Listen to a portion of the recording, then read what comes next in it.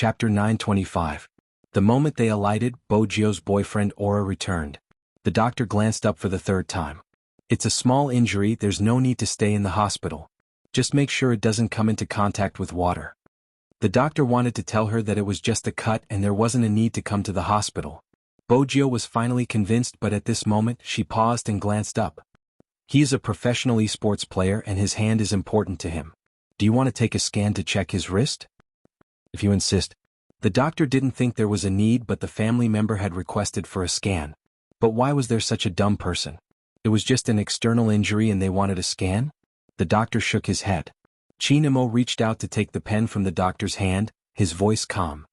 There's no need, just prescribe some medicine for external injuries. The doctor let out a long sigh. Fortunately, this person still had some sense. Bojio wasn't aware that she was being treated as an irrational person. She took the prescription while instructing the Almighty, "Don't eat spicy food, don't smoke." With that, she paused and reached out to take the cigarettes and phone from his pocket. "I'll help you settle this." Chinemo arched a brow at the youngster beside him.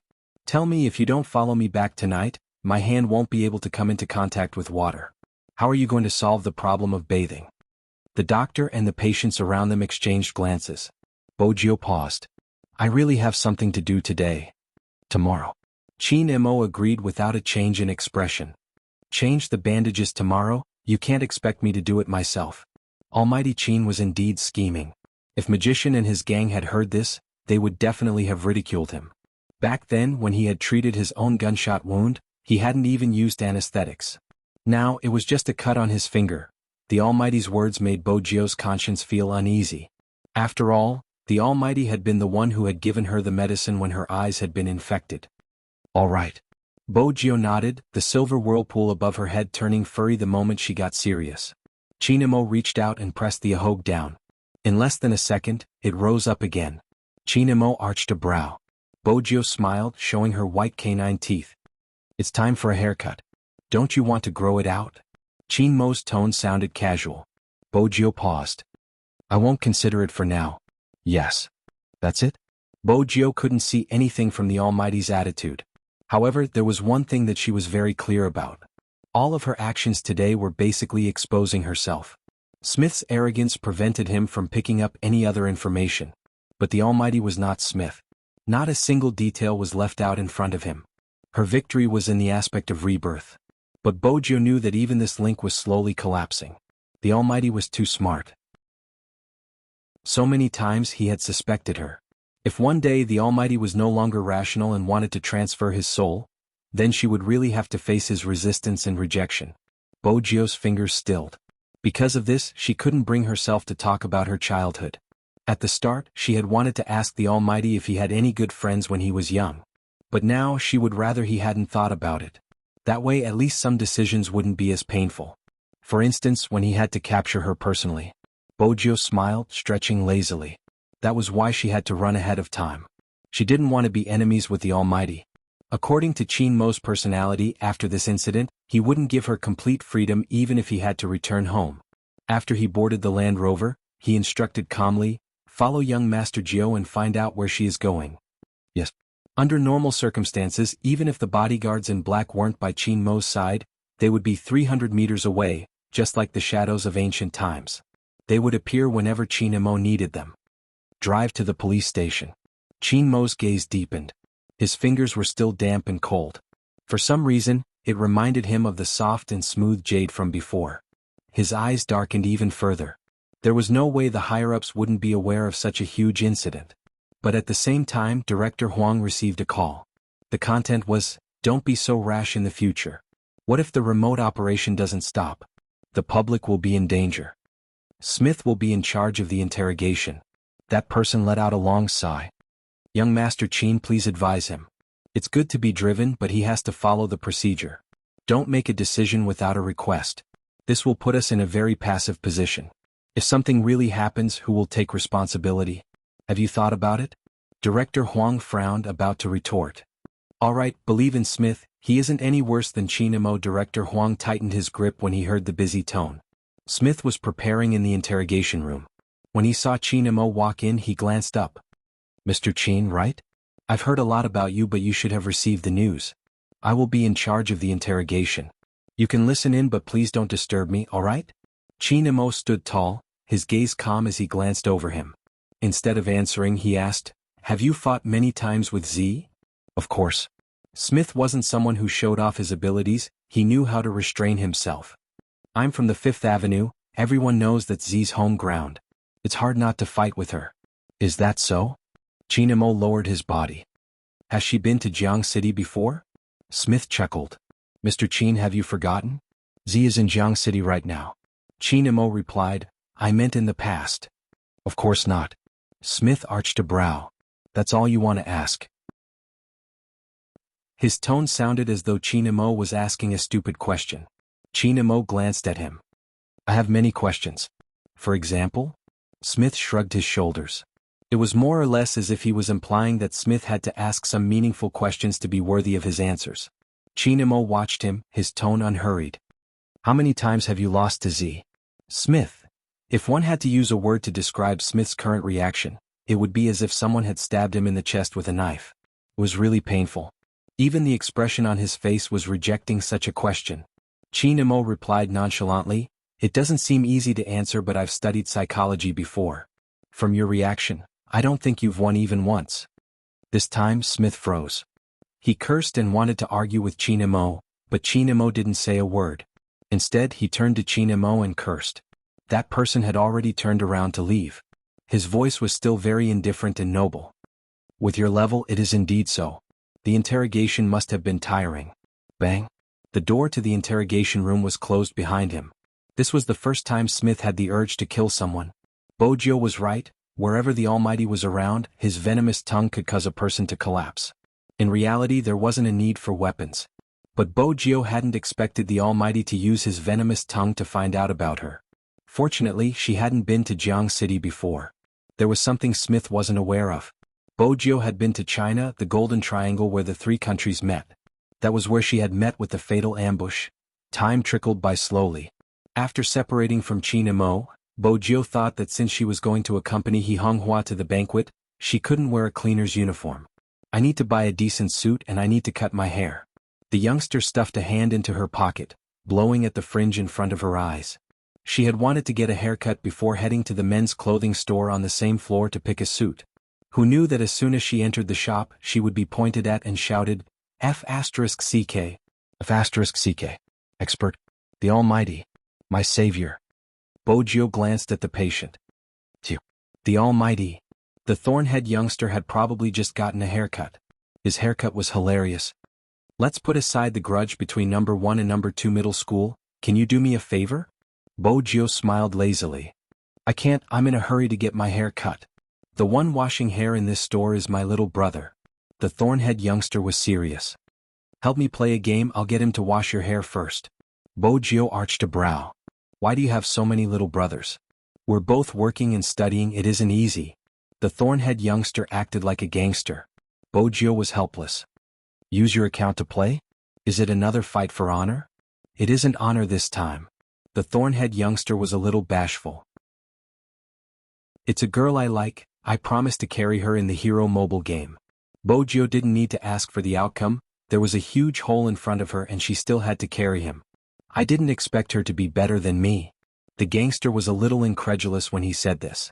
I just told her that I need to change to a place with a better network for another round. Actually, you have to set aside some time to find someone to carry you. Bojio took out the cigarette she had snatched from the Almighty and tossed it to the thorn-head youngster. Get someone to wash my hair. In the future, don't go looking for trouble with first middle school, especially the girls.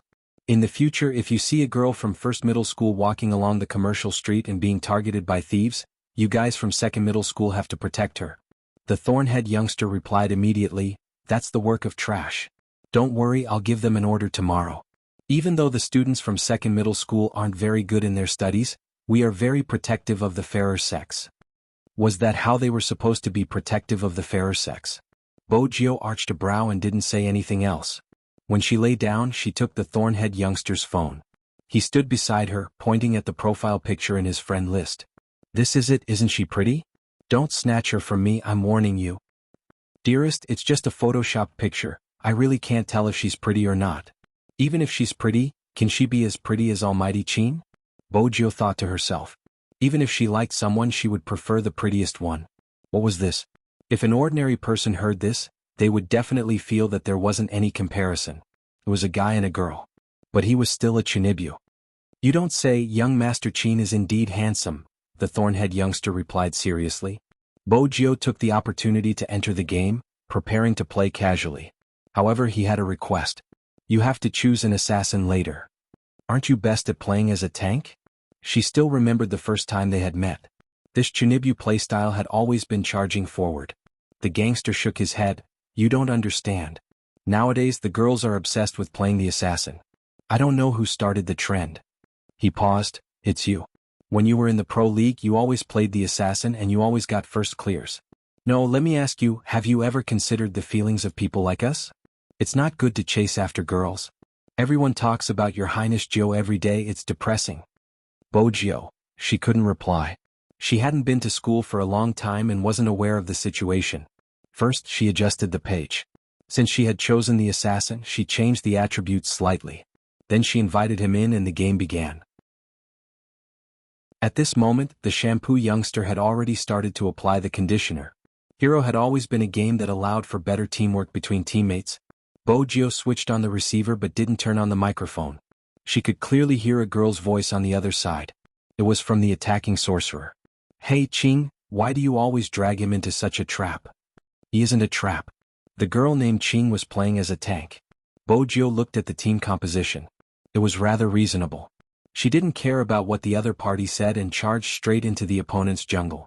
What did Big Spade like to do when he was playing? Of course, it was to attack the opponent's jungle, leaving them with nothing to attack.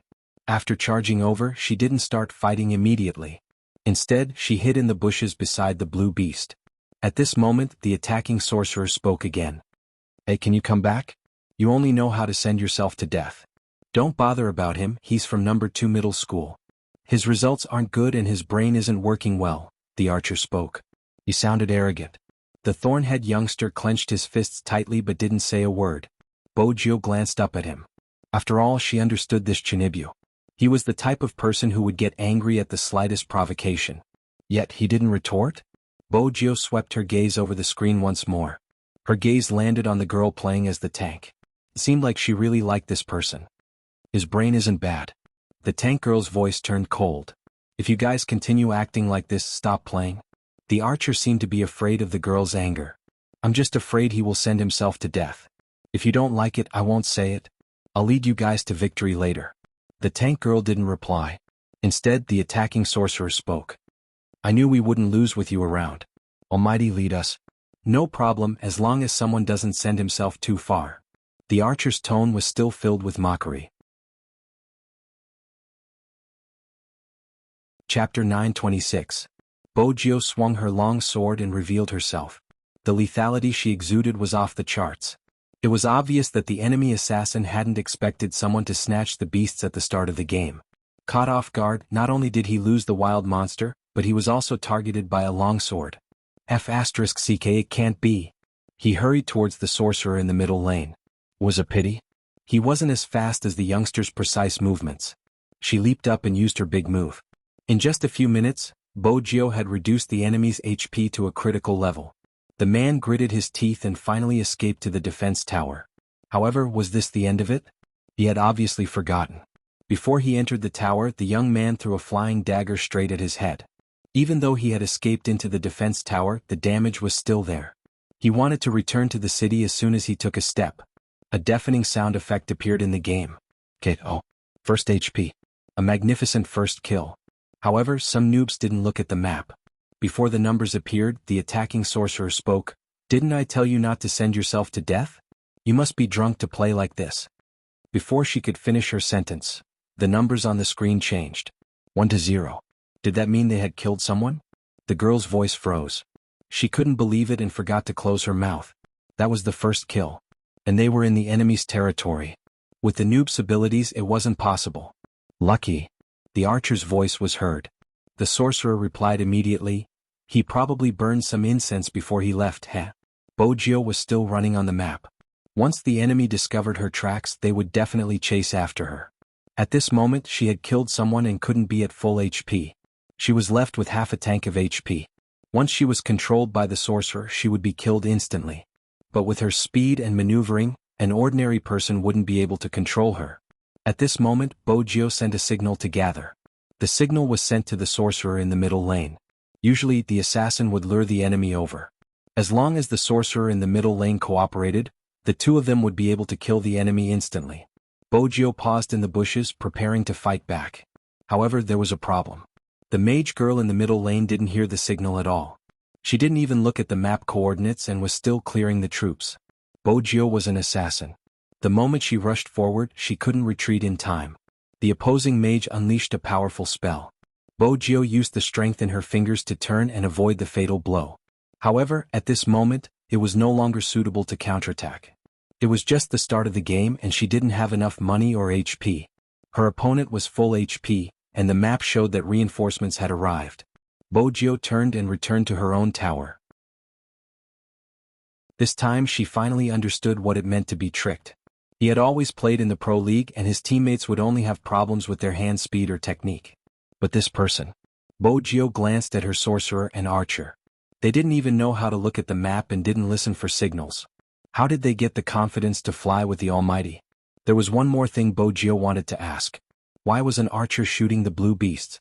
Not fighting the red beasts but the blue beasts? Was he trying to steal her wild?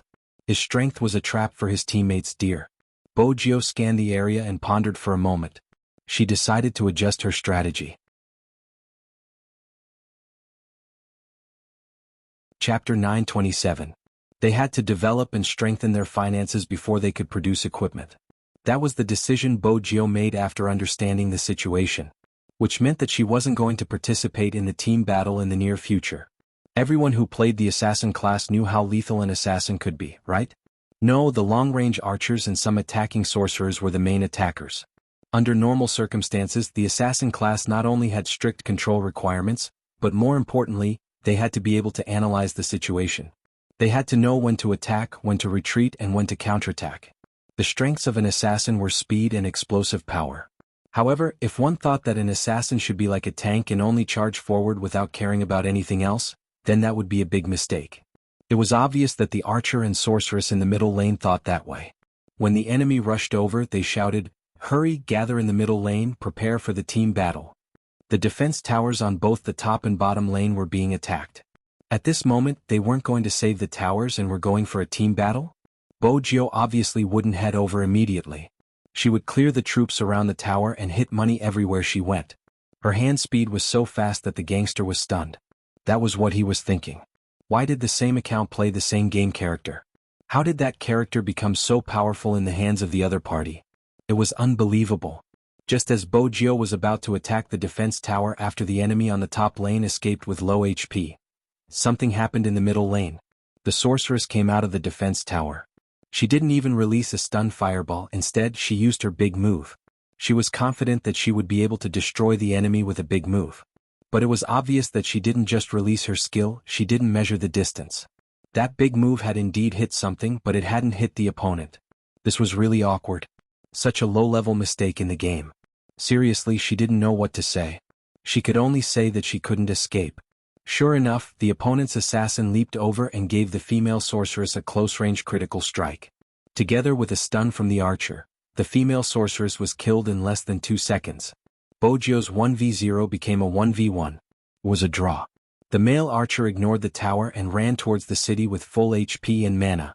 As he ran, he asked, "Where's the assassin? Don't you know about the team battle? Do you have to do this?" Bojio couldn't be bothered to say anything to those who abandoned their towers when they were full of health. She skimmed over from the wilderness and jumped into her defense tower. She cleared the troops, protected the tower, and earned money. She did everything without any delay. Then she jumped to the right and continued to kill monsters in the wilderness. She continued to increase her finances. Seeing this, the female magician's voice was filled with anger. "Why are you still fighting monsters at a time like this? Don't you know how to team up? Do you even know how to fight?" The girl who was playing the tank couldn't help but say, "Assassins need wild monsters the most. You guys just need to defend the tower. Don't form a party first. We don't need a party in the early stages.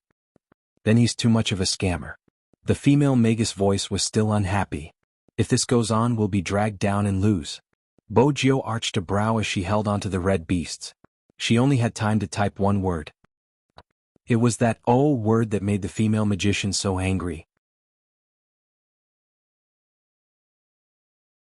Chapter 928. Forget it.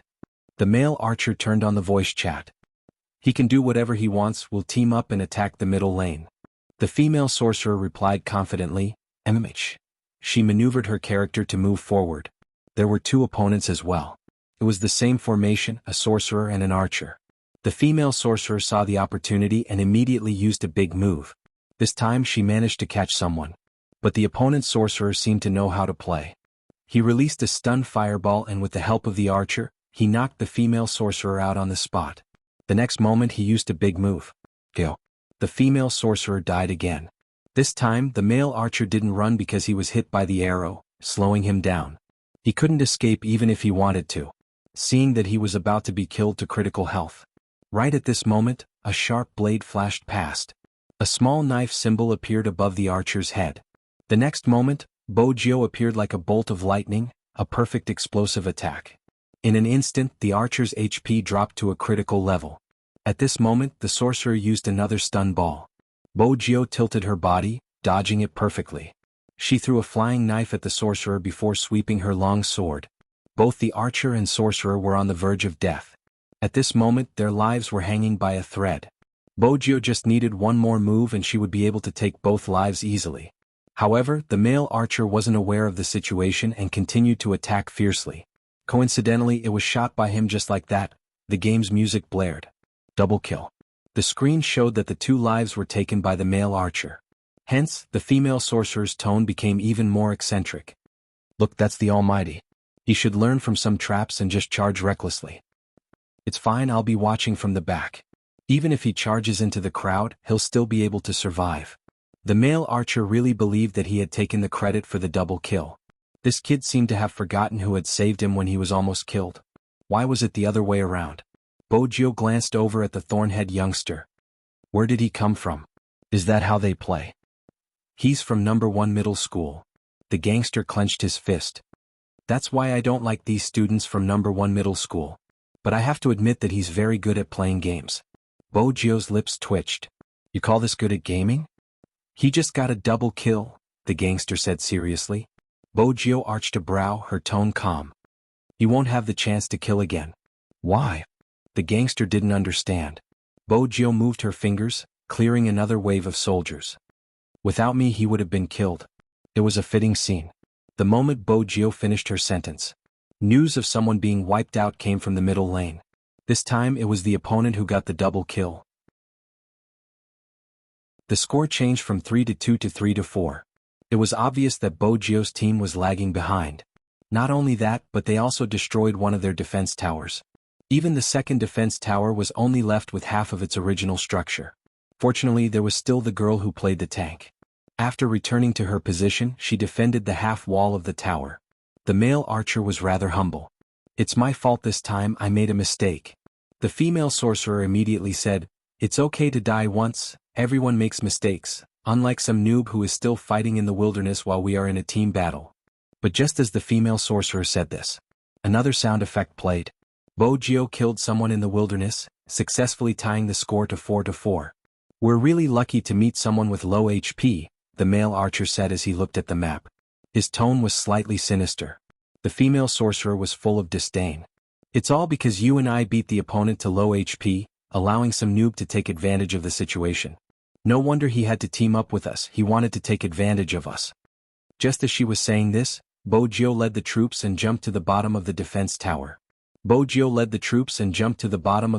tower. Successfully destroying the second defense tower on the top lane.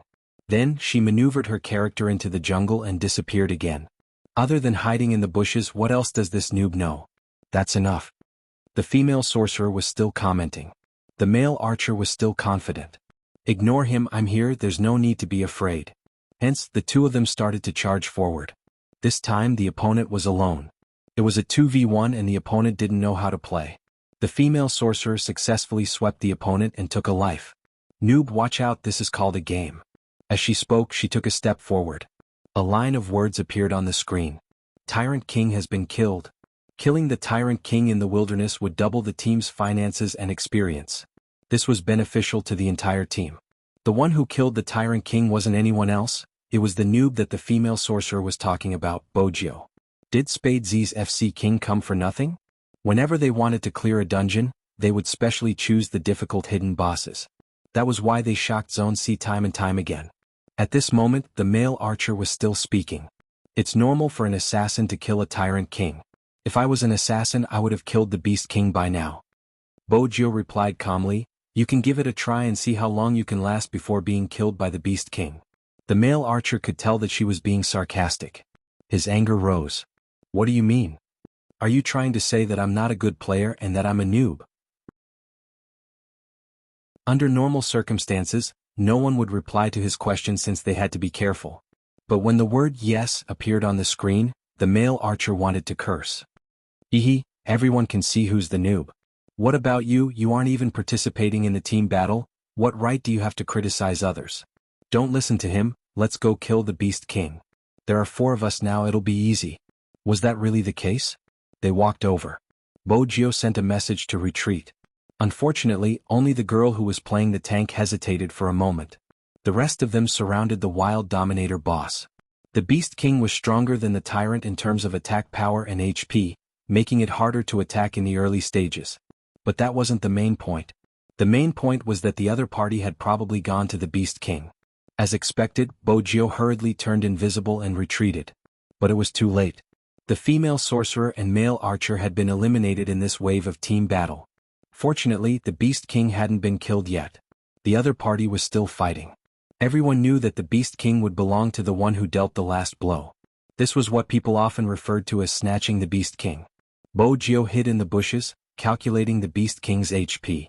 At the crucial moment, a knife flew over.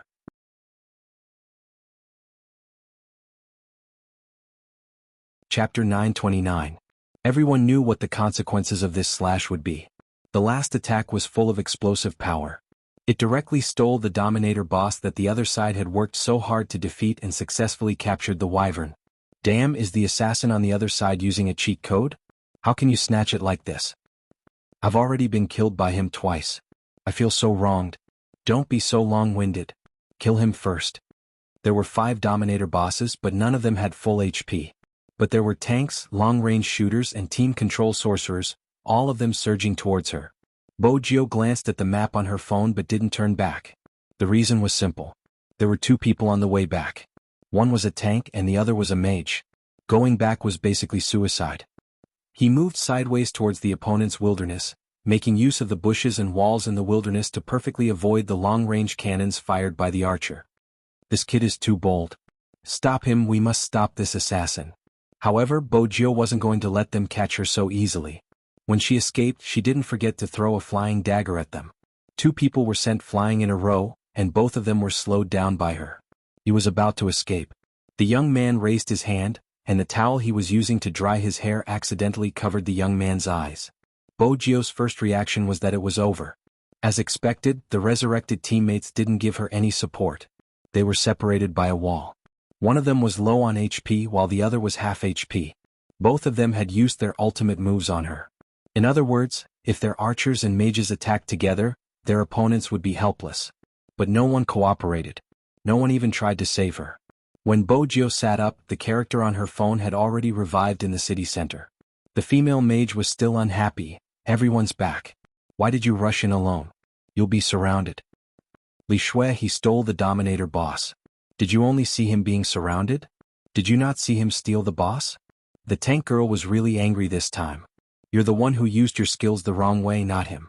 The sorceress paused for a moment, then said in an indifferent tone, So, Qin, you still think I'm wrong? Then let him fight on his own. Let's see how many times he'll be surrounded and killed. What the sorceress didn't expect was that when she said those words, Kieran's voice suddenly rang out. Bojio really went alone. At the very least, there were wyverns at the front and troops at the back. It was equivalent to having a tank to help her resist the tower. The defense tower at the bottom lane had been turned into an empty shell by Bojio. The male archer was still in the middle lane. You don't want to join us and still insist on taking the wrong path. I know, the female magus snorted coldly. Looking at the map, the 5 people on the opposite side were all heading towards the pit. He added, they're basically looking for death, all right? No, something's wrong. Instead, someone from the opposing side reacted. It was because he usually watched the pro scene, but now he only paid attention to one thing. That was, the income of this assassin was more than double of theirs. In other words, with the same game character, the opponent's attack power would be much higher than theirs. Don't go. Before he could finish his sentence, the game's music blared. "'Kay, all 1 kill. Look, he's dead." The female magus shrugged. "And you still say you're not a scammer." But as soon as she finished speaking, her expression changed. That was because the second announcement sounded in the game. Double kill. Double kill? What did that mean? The person who had died wasn't the pit, but the opponent? That wasn't all, the pit had killed 2 of their players in one go, even when he was surrounded by 5 people? The male archer was calm. It's just a double kill, he won't be able to escape anymore. But his luck isn't too bad. The male archer wanted to give the female magus and himself a way out, attributing everything to luck. But Bojio wasn't going to give them the chance to argue. She retreated, hiding behind the bushes. The opponent was still shouting, F***CK, he actually dodged it again. Where's the tank? It can enlarge, squat him. The one who said this was the only DPS on the other side. He didn't know that the moment he finished speaking, the assassin who had been running to the right shook. After changing his body shape, he stuck close to Bojio and swept her across. All of a sudden, the third in-game sound effect rang out. 3 kill. But that wasn't the end. Bojio tilted her body, the flying knife piercing through, reducing the speed. The opponent's assassin couldn't even walk, much less escape. With a swoosh, the sword landed. 4 kill. This time the sound effect was different. Be it the other party or the hairdresser, both of them were dumbfounded. The Thornhead youngster's jaw dropped. Ish, that works too? Mitch, Bojio replied, her fingers twirling. The Thornhead youngster reminded her, aren't you leaving? He's in critical condition. The opponent was a tank, he couldn't move. I won't leave with a dragon. Bojio's phone switched back and forth, she seemed to be changing equipment. The image that flashed by made the Thornhead youngster dizzy. The Thornhead youngster rubbed his temples. Why are you still fighting when he's in critical condition? He's a tank. He doesn't have any big moves left, Bojio replied faintly. The Thornhead youngster was confused. Seriously? How could she remember that? How could she let him have a good time? Sometimes you won't die if you don't escape, Bojio said, charging forward with her sword. She swept across, catching the opponent off guard. The tank didn't have time to react and was already in critical condition. At first he thought it was over. After all, the city center was behind him. As long as he returned to the city, he would be back to full HP. Unexpectedly, at the moment when he walked back to the city, a flying knife directly stabbed at him. KO. 5 consecutive kills. The Thornhead youngster took a deep breath when he saw this. The female sorcerer and male archer froze on the spot. After all, everyone could hear the sound effect in the game. It was a 1v5 and he was surrounded on the high ground, but he still managed to kill 5 consecutive kills. This time they couldn't say anything about the opponent relying on luck. The atmosphere was awkward. Everything in front of them, including the tall figure standing in the middle of the screen and the shattered city, was a harsh slap to their faces. They won the match. They didn't just win. Everyone felt as though they had been put on a show by the assassin in black. Especially the last 5 consecutive kills on the high ground. The opponent couldn't help but ask Bojio to be his disciple. Bojio didn't agree, returning the phone to its original owner. She looked at herself in the mirror, deep in thought. It wasn't an easy match. There were even a few times when she had to escape to save her life. She wasn't like this when she was in a professional match, because no matter where she appeared, the team would rush to support her. She didn't need to escape, she just needed to cut in quickly and accurately. It was especially so when she was in a team with the Almighty.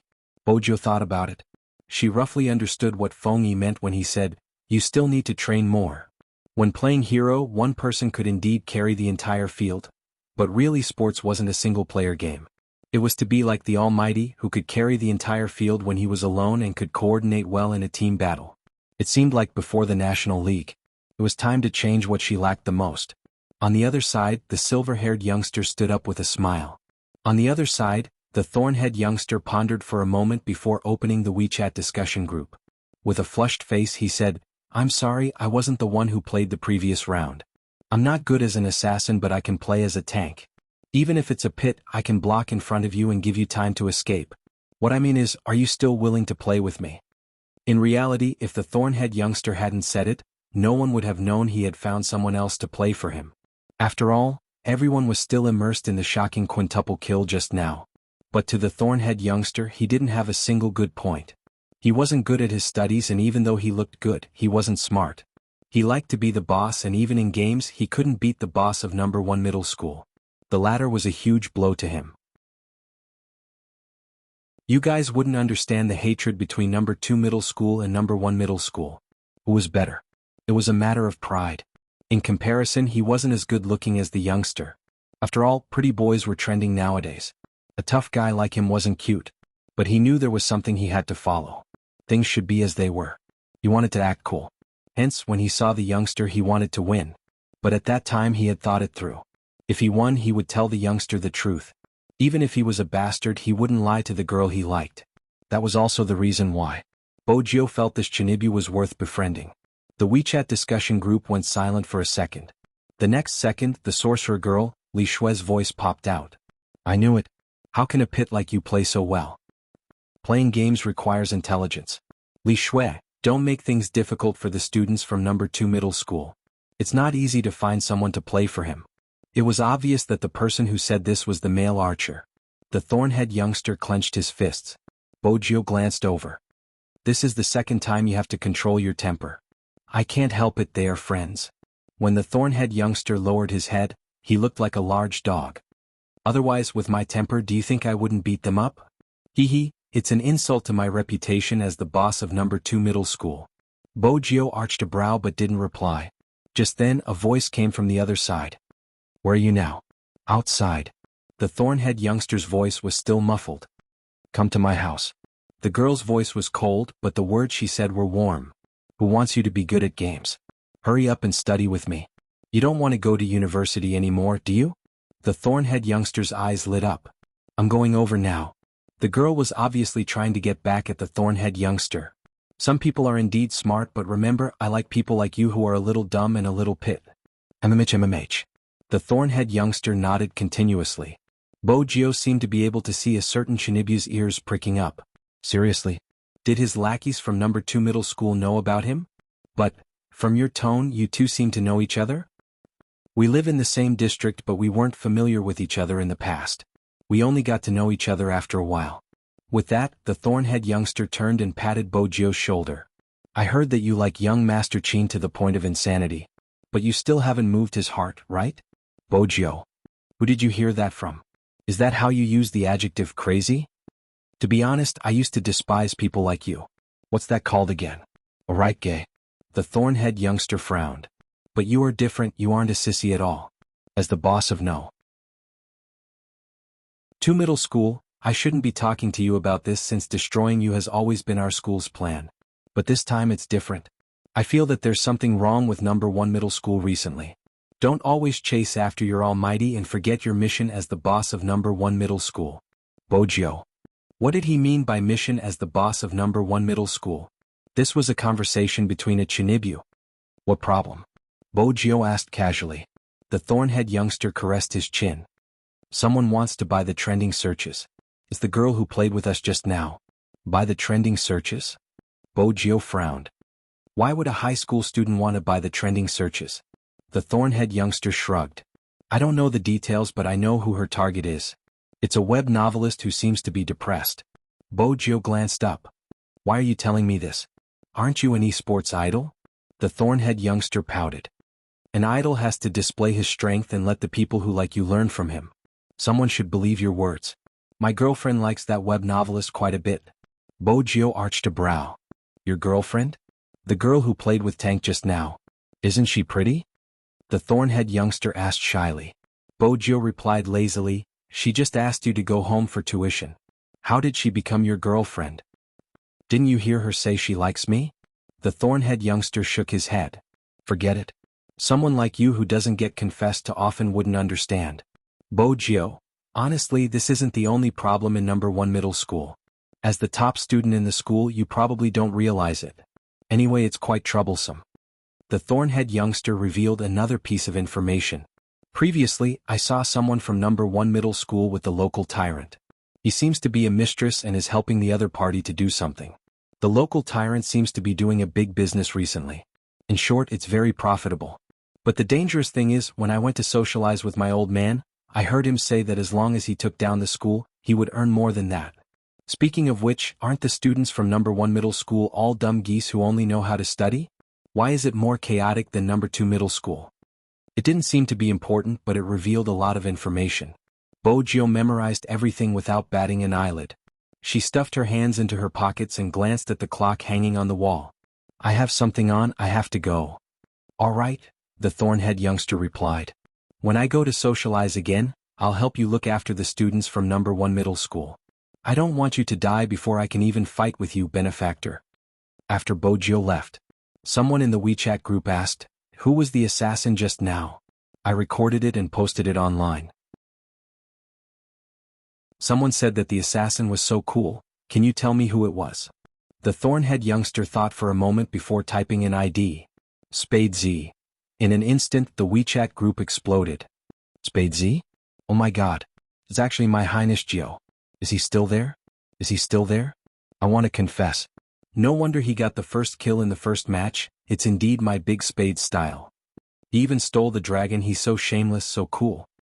He must be really depressed. That's why when Big Spade is around, don't fight the dragon, it'll ruin your life. Li Shui just said that Big Spade is a scammer. Li Shui, who was called out, paused for a moment, then said, it's just a game. Of course, professional players play better than us normal players. To be honest, I don't know all of these esports players, but I don't really like them. It's not that I'm being biased, but I just feel that these people are leading the students astray. Instead of studying, they're always playing games. It's not good to be addicted to games. The thorn-head youngster didn't get angry at all. After hearing her words, he turned on the voice chat. Student Li Shui, think about it before you speak. Who is the number 1 in number 1 middle school? It's the person who doesn't study properly. Spade Z is an esports player, but in your words, he's addicted to games. How dare you say he's not biased? If you think games aren't good, you don't have to play because it only shows the bad side. On the other hand, there are people who work hard and never give up. Even if they score 0, they can still shine in the esports arena. If you don't understand this logic, shut up. Ching, this is the person you said you like? That's enough, how can you be so rude? Li Shui sneered. Ching also turned on the voice chat, her tone unhurried. If speaking the truth is rude, then we can't do anything about it. Li Shui paused, she didn't expect the other party to put her in such a difficult position. She threw down a sentence. You really learn from the people you interact with. Then she went offline. She had more important things to do, there was no need to argue with them. Just like that, the entire incident seemed to have calmed down, but in fact, the darkness was just starting to descend. It was written in a book that the human heart was scarier than ghosts. And no one could predict the human heart. Time trickled by. At the largest garden-style hotel in Jianghu City, there was a gathering for business women. For such an annual gathering, the guests were all successful and reputable women in Rivertown. They weren't just rich, they had to be classy. Hence, as long as one was from Rivertown, he or she would want to attend such a gathering. The place was filled with fresh flowers, all wooden decorations. There was a piano in the middle, a champagne tower placed high, and on the wooden table covered with a white tablecloth besides candles, there were all sorts of fruits. Not far away there was a chef making pastries and some barbecued meat. This meant that people could order whatever they wanted to eat on the spot. In the past, He Honghua didn't have the right to attend this gathering. It wasn't because she wasn't rich enough, but because the other party invited Su Mei. This time, He Honghua attended because she was clear that she had to do something at the right time. Her Gio was already a professional esports player. She was bound to become more and more popular in the future, to the point that almost all the students were talking about her. Because of this, she couldn't step back. She didn't want people to say, "Look, that's her." Her mother came from the countryside, and she's a shrew who can't even write. When people talked about Gio, they would say, "Look at that person." Humans were just that weird. In the past, He Honghua never cared about what others said about her. But once her child was involved, everything changed. It didn't matter what her family background was. But she didn't want such things to become a burden to her Gio. He Honghua had always been a carefree person. This time she put on makeup for the first time. She even went to find a stylist just to look presentable. She had dressed up in the past, but no matter how she dressed up, she couldn't shake off the title of shrew in such a place. Jianghu was still hesitating, wondering if she should go in. A tall and slender figure walked over from her left, reaching out to place a hand on her shoulder. The youngster had a clean and faint smile. "Mom, why aren't you going in? Why are you standing here?" Bojio was dressed in a well-ironed white suit with a bow on her collar. Her lips were lifted, her bright eyes and white teeth making her look like a prince. There weren't many people who could resist a suit of this color, but Bojio seemed to be born with a demonic aura. Even though it was white, she could still exude a devilish aura. It was very attractive. Even Jianghu felt that her Jio was so handsome that it made her blush.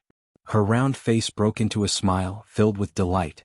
Bojio arched a brow, bending her arm into an arc. "Let's go, madam," he enter. Jianghu had never been invited like this before. She paused for a moment, then clumsily moved her arm forward. "Madam, be more confident. Trust me, your Jio is so handsome, it will definitely give you extra points." Bojio's face didn't blush when she said this, her heart wasn't racing. Instead, there was a smile on her beautiful face. She was really narcissistic. But because of this sentence, Jianghu's heart wasn't as chaotic and uneasy as when she had first arrived. "Yes, be more confident. She was here to eat."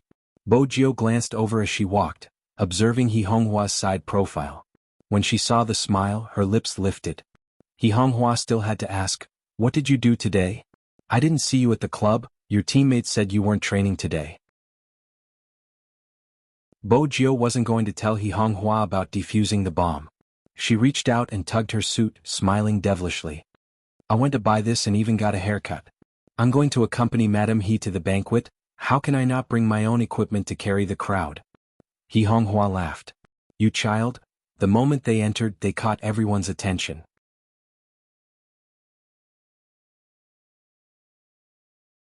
Chapter 930. The male archer from before was also at the banquet. Compared to Bojio's suit, he was dressed with more thought.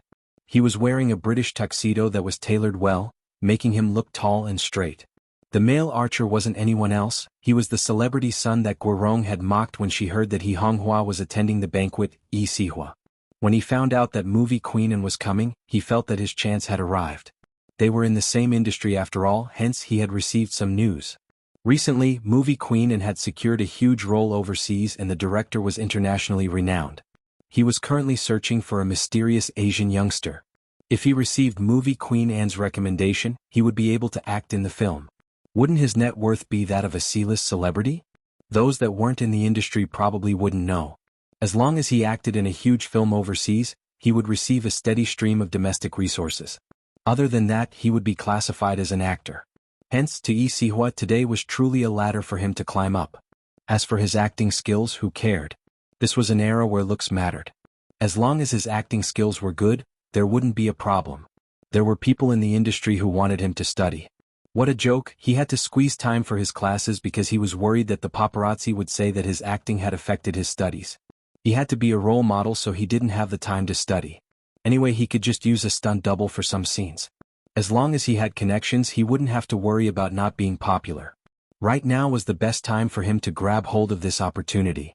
In terms of looks, he was confident that no one could beat him. But Yi Sihua tightened his grip on his wine glass when his gaze was stolen.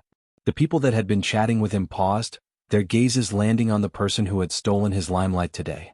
Yi Sihua was still in the group chat, obviously aware that the person who had stolen his limelight was Spade Z. But they didn't know that he was the shooter. Regardless of whether he was playing or interacting with others, he would never reveal his real identity. At most, he would say that he was from number 1 middle school. After all, he was a celebrity. But he had never experienced such a feeling. It was fine that he had been outshone in the game. What right did this upstart from the countryside have to come here and steal his limelight? Guorong didn't like Jianghu and the others either. In fact, this was not surprising. Some of the ladies who often socialized knew that Guorong and Sumei were very close. Back then, she had looked down on Jianghu and even said that Guorong could not understand why that plain and fat country girl was so persistent. Could it be that Guorong could not see what she and Sumei had sensed before? If she knew what was good for her, she would quickly give up. She had no self-awareness at all. Hence, when Bojio and Jianghu started walking, her first reaction was to pout.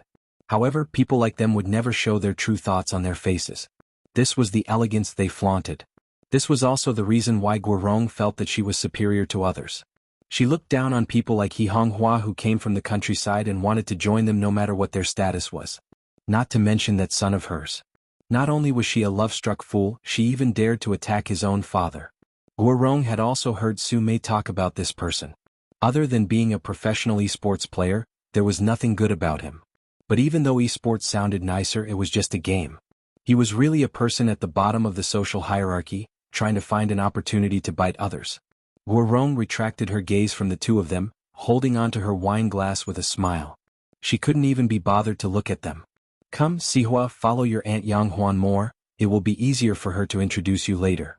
I remember that you have interacted with movie Queenin before, right? Guorong was obviously trying to raise her son's social status. Sihua had indeed met movie Queenin, but he had been seated below the stage, watching the goddess of the film and television industry receive her award. But that didn't stop him from using this incident to create hype. We met when we were overseas. As the organizer of the banquet, Yang Huan arched a brow and smiled. Sihua, you are quite impressive. Sihua replied humbly, it's nothing much, it was just a chance to attend an event and learn from a senior. You're doing quite well now. A lot of people are asking me how I met you when they saw our photo. You'll definitely become famous in the future. Yang Huan smiled and said, don't forget to support your Auntie Yang. Sihua was confident. I definitely won't forget. But even so, he didn't manage to attract the attention he wanted. Because the ladies beside him weren't talking about him, but the nouveau riche who wasn't even fit to carry his shoes. That's him, right? Spade Z? I don't know why my daughter likes him so much. My daughter isn't interested in anything other than solving questions. This time she actually said she wanted to surpass the school hunk in her school to be a qualified fan. What do you think she's talking about? My son is even more interesting. He recently cut his hair and said he wanted to join the military. He said he couldn't even beat a gigolo in his life, it was too humiliating. Now that he joined the military, it fulfilled our wishes. In the past, he always thought he was the best in the world and was extremely arrogant. But to be able to beat my son down, he is indeed impressive. It's good to have such a child. He seems rather sensible, unlike what Su Mei said in the past. There were plenty of whispers in the banquet. But Sihua wanted to share all the whispers with him. Both mother and son had the same thought. Guorong didn't feel comfortable either.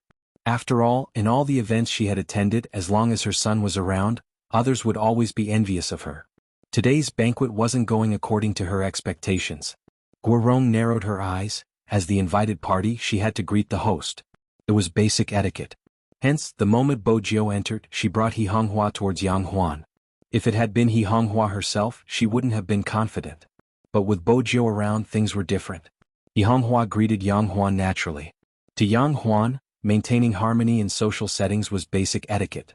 Even if He Honghua wasn't invited, it didn't make a difference to her. She knew how to make polite small talk. In the past, Guorong could have done the same. But now she couldn't do it. She wasn't someone who deserved to attend such banquets. How could she bring up the tempo? Bossy, it's been a while. Guorong smiled and said, your son is becoming more and more outstanding. I think our situation is quite similar. We only have one son in our family. However, Sihua has always been sensible and humble. He has never caused any trouble outside. Even though he is famous now, he has not become arrogant. As for your son. She paused, frowning before continuing, the negative news hasn't stopped. Actually, as parents, we have to consider everything for our child. It's good to be famous, but if he isn't, he would be rash and easily get into trouble. It's better for our family to keep an eye on him. It's more important for him to cultivate both internally and externally. I remember your son wasn't used to such occasions. How is he now? He should have learned how to drink red wine, right? Of course, she still remembered Guorong. But she didn't have a deep impression of her son. The reason Guorong mentioned how to drink red wine was to mock the first time she had attended a gathering with Su Mei. When others had clinked glasses with her, she had gulped down large mouthfuls. She hadn't been aware of this aspect. At that time, the original body had treated Su Mei as a good person. She hadn't known that Su Mei had brought her out just to embarrass her in public. And Guorong had been one of the participants. He Honghua understood what Guorong was implying. Her gaze dimmed. She told herself not to be rash. If she was rash, she would fall into the other party's trap. It was better to tolerate it. If she lost her temper, it wouldn't be worth it for her Jiao to be criticized for her lack of upbringing. According to Bo Jiao's personality, Such words would go in one ear and out the other. She would just ignore it. But today He Honghua was here. In this world there would always be such a person. You couldn't allow her to suffer. To Bojio, He Honghua was such an existence. I've been doing some research on red wine recently. Bojio stuffed a hand into her pants, a devilish smile on her face. Thank you for your concern, Bosqua. In Guirong's memory, the youngster was still a weak and useless nouveau riche. Now that she heard the youngster's words, she stilled for a moment before breaking into a smile. It's good that you know. I would like to get Sihua to teach you. Both of you are around the same age. Even though there are differences in some aspects, it should be easier for you to communicate. Of course, other than gaming you don't do anything else. Unlike our Sihua, he has to study every day besides reading scripts. Bojio lifted her lips. Bosqua, why do you think I don't do anything else? Aren't you esports players just gaming? There wasn't anything wrong with Guirong's words and actions, but everyone could hear the disdain in them. Bojio looked at her, her voice calm. I think Bosqua has some misunderstandings about our profession. We don't just play games. A professional esports player has to be online for at least 8 hours a day. 4 of those hours are for basic training, reflexes, hand speed, positioning, as well as the coordination between the team members. They have to be practiced repeatedly. Also, Bosqua, I believe that respecting people from all walks of life is the foundation of being a boss. What do you think, Bosqua? Guirong was at a loss for words. She had never expected this little country bumpkin to become someone she couldn't fight back against. She had led her into the gutter without a word. There were many people present and they had started their careers in various industries. Of course, she knew what mistake she had made. Yang Huan didn't want anything unpleasant to happen during the banquet since Mizan was coming later. So, when she saw any signs of trouble, she immediately said, "Kids these days are more thoughtful than we were back then. Director Gu doesn't mean that. Come, let's have a toast. Let's keep our words in the wine." Yang Huan wasn't being fair, but regardless, Guirong was someone she interacted with regularly. He Honghua was an outsider after all. Inviting her to the banquet was just to make up the numbers. Between the two, she would definitely lean towards Guirong. I felt like something was missing since just now. Yang Huan glanced towards Sihua. I haven't chosen the music yet. Sihua, why don't you play a song for us? Actually, the way they treated each other was equivalent to leaving He Honghua and Bojio in the cold. Bojio had never attended such events with He Honghua before. But when she saw that He Honghua was used to it, the warmth in her eyes dissipated. How many times had she been ostracized for it to become a habit? She knew how much effort He Honghua had put into this banquet. Perhaps she didn't care. But even if she didn't care, she shouldn't be in such a state. It didn't matter if she didn't attend such a banquet. Bojio was about to speak when a familiar voice came from beside her. A familiar voice came from beside him. Auntie Yang suggested it, so it should be possible.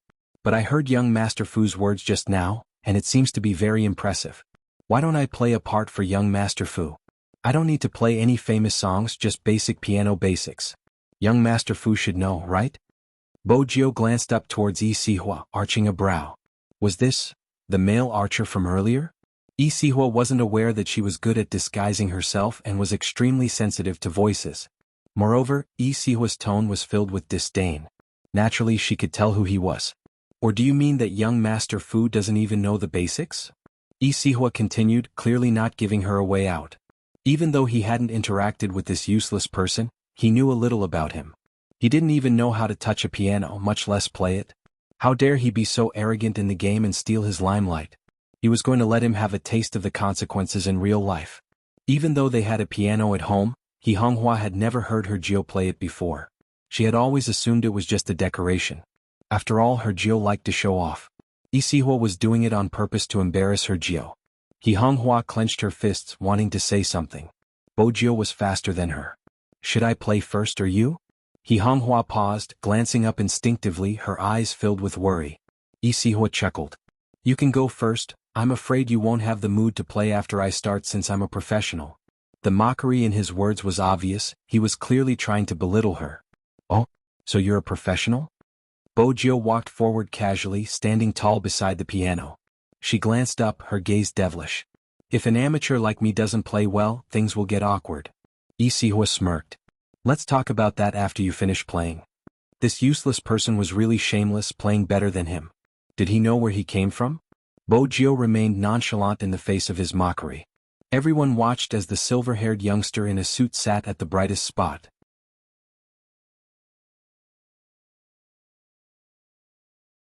Chapter 931.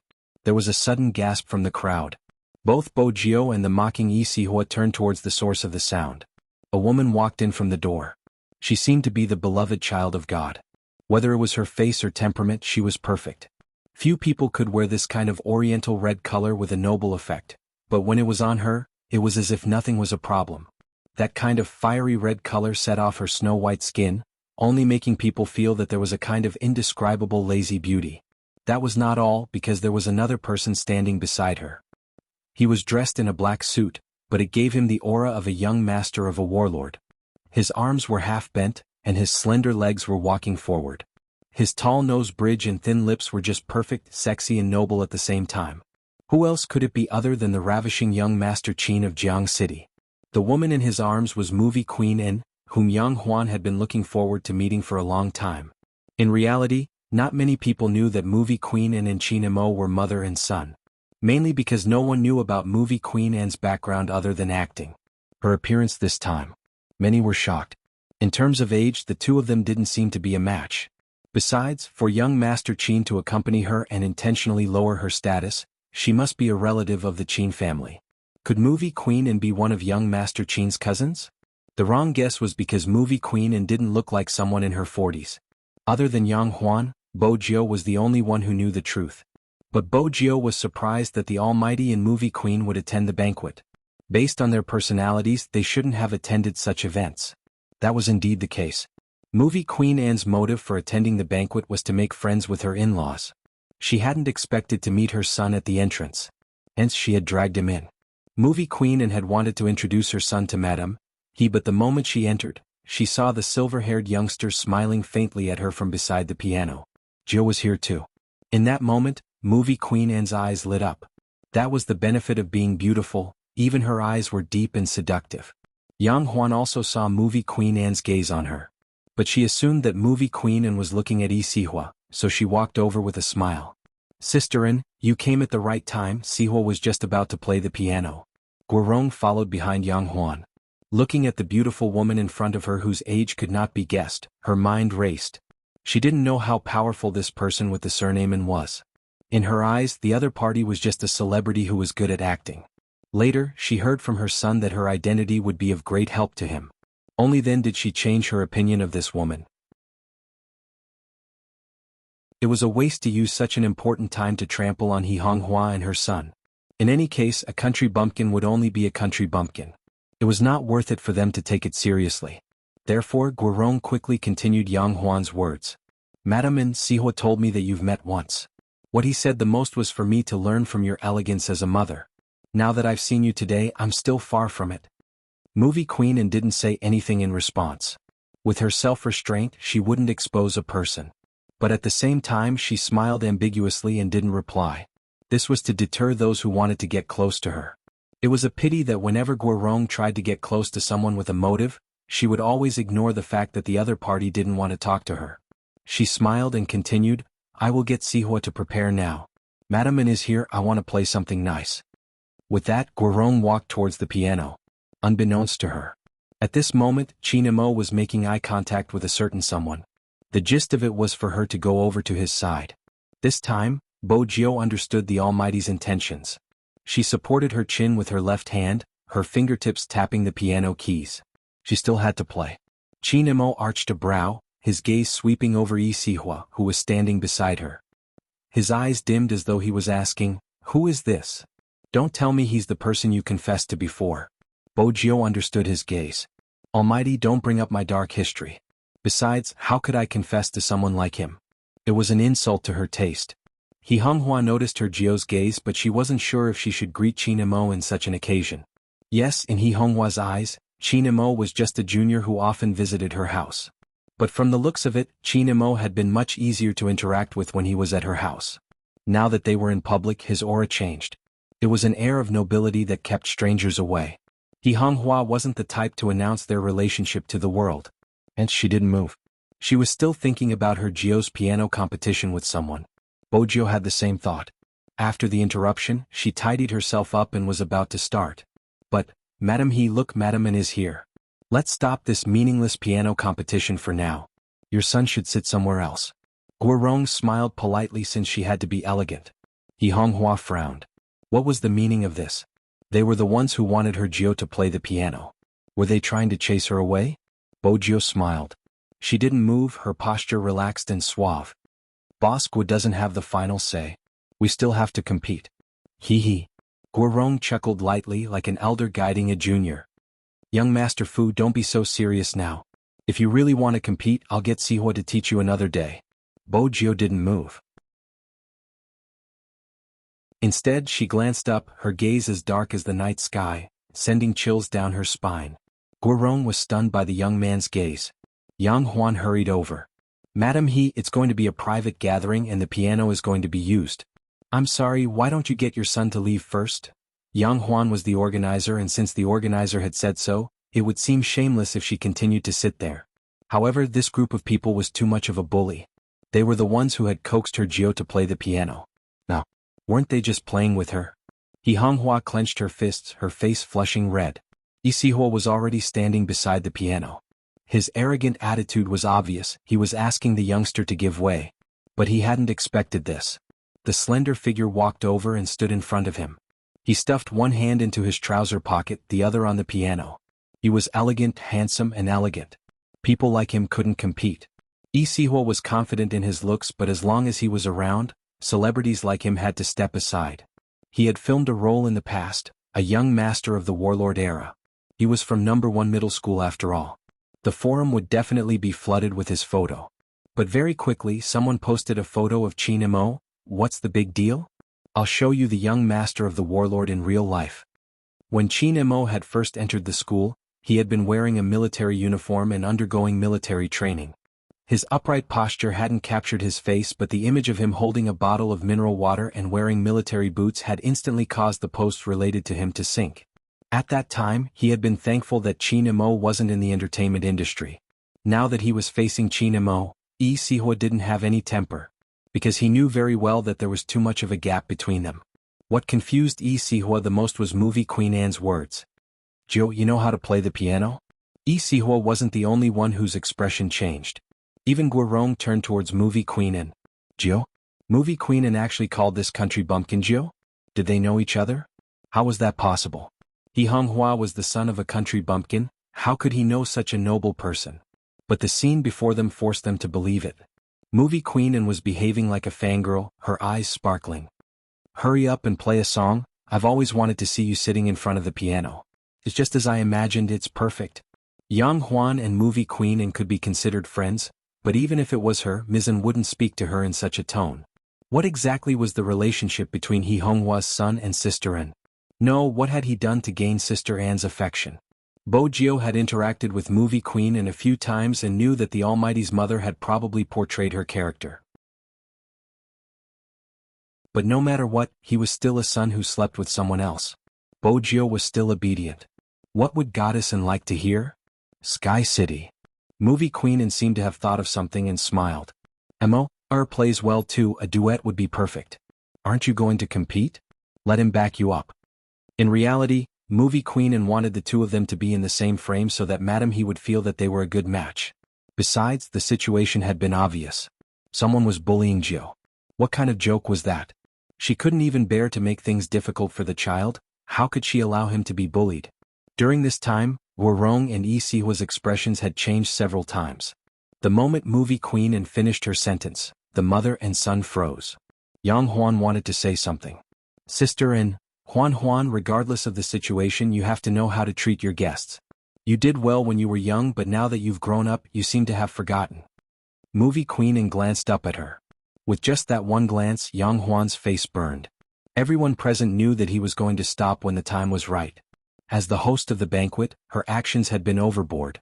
Yang Huan hadn't expected He Honghua's son to know her, Sister An, the heir of the biggest financial group.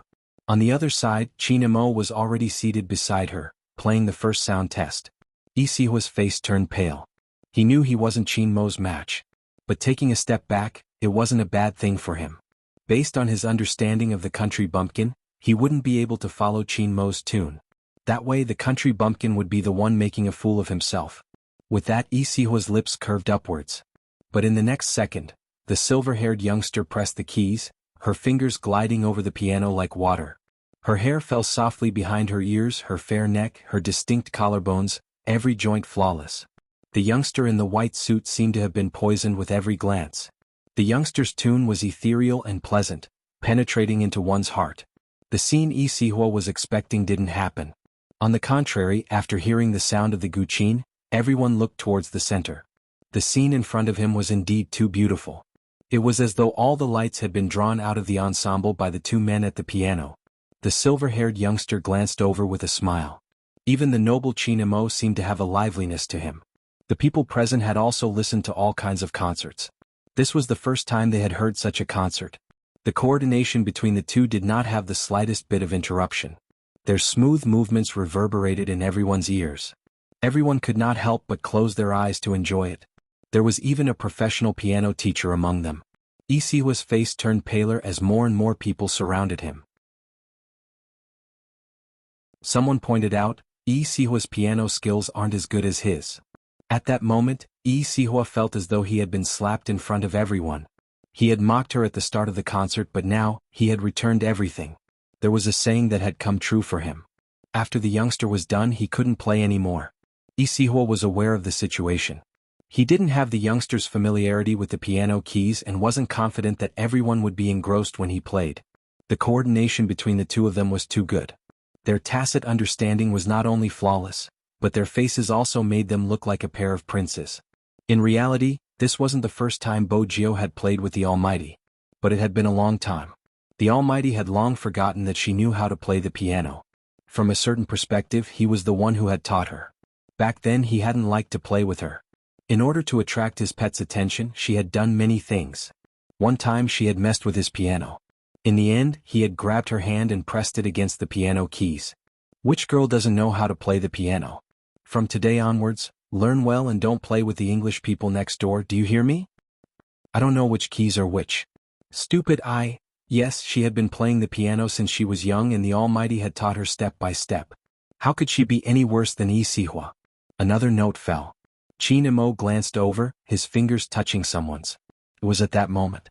He found it strangely familiar. All of a sudden, something seemed to jump into his mind. Who had he ever sat with like this?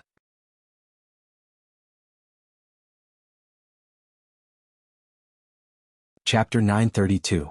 The blurry memory seemed to be separated by mist. He looked to be less than 5 years old. He was sitting beside the piano with a person in his arms. The person seemed to be a little younger than him. Her head was moving around and was very disobedient.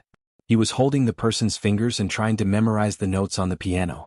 Momo playing the piano is boring. Let's go look for William, his dog is fun to chase.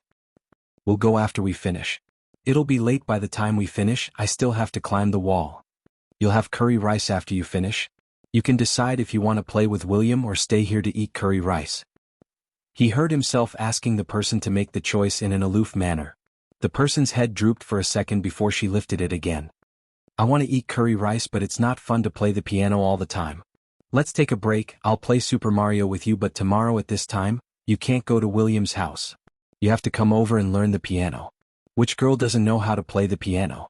From today onwards, learn well and don't play with the Englishman next door, do you hear me? The last part was his voice. As it was too sudden, a sharp pain shot through his head, causing him to freeze.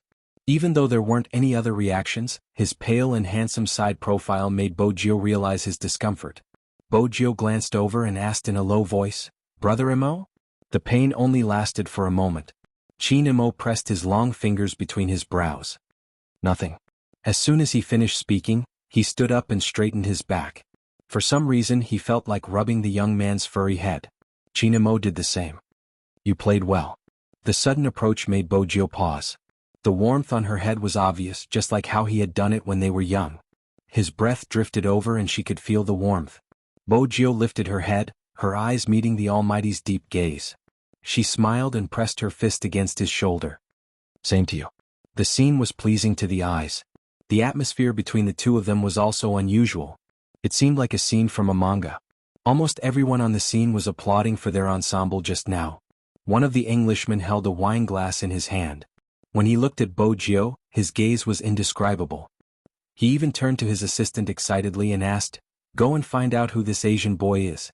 It was a perfect match. Heavens, I feel like I've met the muse from the script. Yes, sir. I'll inquire at once. In fact, they decided to attend this gathering at the last minute because of an invitation from an investor. He didn't expect to receive such an unexpected reward. The assistant knew very well that the director had visited more than a dozen acting schools in China to find a role that matched the script. But he was satisfied with none of them. However, there was a Japanese actor that the director had listed as a candidate. That actor was originally a best actor, but the assistant knew that the director was not very satisfied. Until this youngster appeared, the assistant had never seen the director so excited before. It must be because he was too much in line with the character in his mind. He saw it when it came in just now. The middle-aged Englishman wanted to wait until the banquet was over before letting and be the middleman. The two of them didn't look for anyone, especially the middle-aged Englishman. This time they had come silently to search for a role. They didn't want anyone to recognize them. With the director's international reputation, the moment the media caught sight of him, it wouldn't matter which country it was from, it would be publicized. This wouldn't be beneficial for them to find the person they needed. The Englishman thought to himself as he glanced at the young man with the devilish smile. He was really too perfect. When the time came, he would dye his hair black and wear the robes of the Republic of China. The mysterious Asian young man sitting in front of the piano would give off a sense of the overlapping of eras. This was the person he had been looking for. He didn't just have an angelic face, he also had a devilish aura. It was a pity that such a person wasn't acting. The Englishman was still excited about his discovery. He didn't know that there were people who had seen his photo and had tried to strike up a conversation with him on several occasions, but none of them had succeeded. It wasn't anyone else, it was Yi Sihua. If he had gone up after the two of them had finished their performance, he would have been asking for humiliation. Hence, before the piano stopped playing, Yi Sihua's men had already left the area. It was because he had retreated from the crowd that he saw the director he wanted to meet. It felt as though he had gone straight from hell to heaven. So what if movie Queen Anne's path was cut off? Now that the director was there, as long as he followed him closely and recommended himself, he would definitely have a chance. Yi Sihua was a man of action. With this thought in mind, he headed in the direction the Englishman had left. On the other side, movie Queen Anne, who was close to the director, had intentionally stood beside He Honghua at the start of the performance. She took advantage of the lingering warmth and smiled. "My son used to have high standards, but ever since he met Jio, he changed. Madam, he has taught him well, raising a child like Jio who isn't afraid of my son at all. In the past, there were many people who wanted to be friends with Chinemo, but they all had ulterior motives. Jio is different. That day when I saw Chinemo bring Jio home, I was shocked. After all, my son rarely gets along with anyone and Jio is an exception. But since Jio is so handsome and likable, my son must have been wondering how could there be someone better looking than him. Perhaps that was the reason why they became friends. Now that I think about it, it's amazing. Now that I think about it, it's amazing." He Honghua was shocked when she heard movie Queen Anne's first sentence. She had never expected movie Queen Anne to be Qin Mo's mother. The more He Honghua listened, the more she felt movie Queen Anne was different from the other madams she had interacted with. After all, this person was well-mannered, elegant and magnanimous. It wasn't just an act, but every word and action was embedded in her bones, making her feel comfortable to interact with. Movie Queen Anne intentionally made her son sound more pitiful. She sighed deeply. "Madam He, don't be fooled by how tall and strong my son is now. He was born prematurely in the past and I didn't take good care of him." With that, the two mothers found a common point of communication. He Honghua immediately said, "My Jio was born prematurely too. He was so wrinkled that I was worried I wouldn't be able to take care of him." "I guess so." Movie Queen Anne reached out and held He Honghua's hand. "We have to interact more in the future, both of them are troublesome." He Honghua was delighted. "That's right." "Oh right, Sister He, I've heard about what happened to you. If you need any help, feel free to let me know." Movie Queen Anne was a capable person. She raised Madam He to Sister He without changing her expression. If it had been someone else, He Honghua would definitely be on her guard. Not only did this person look at her with sincerity, she was also beautiful. Most importantly, she didn't have anything on her that she was concerned about. Her warmth made He Honghua feel as though they were old friends at first sight. There wasn't the slightest bit of pretense. In reality, movie Queen Anne was indeed such a person. I have long wanted to speak to Sister He and have thought of paying you a visit, but I was afraid it would be too abrupt. Today, I heard that Sister He would be attending the banquet, so I specially came over to befriend Sister He. Movie Queen and wasn't just expressing her sincerity to He Honghua, she was also saying it for Guorong, who was standing beside them. The way she had asked Jiu to move away from the piano was clearly an act of contempt. Movie Queen and didn't feel the need to give her any face. At that moment, it wasn't just Guorong, even Yang Huan's face turned pale after hearing the entire story. It had to be said that Movie Queen Anne's words were a slap to the face, leaving no room for negotiation. On the other hand, He Honghua was the most generous and straightforward. You should have said so earlier. If you had said so earlier, we would have met at home. I don't know anything else, but I know how to cook. When you come to my house, Sister He will cook for you. That would be great. I love to eat, but that's the disadvantage of being an actress. There are so many things I want to eat, but I can't eat them immediately. Movie Queen Anne's tone was coquettish. Take today for example, I just want to eat scrambled eggs with tomatoes. I can't even find that kind of home-cooked taste outside. He Honghua was honest. She immediately replied, "That's easy. If you want to eat, come over tomorrow." "Can we eat tonight?" After Movie Queen Anne asked, she felt that it wasn't polite. "I'm disturbing Sister He. I'll eat tomorrow." He Honghua couldn't bear to see the beauty in such a state. "It's not disturbing, I just need time to prepare the ingredients. It isn't too late. If you really want to eat, let's go home. I'll have to trouble Sister He then."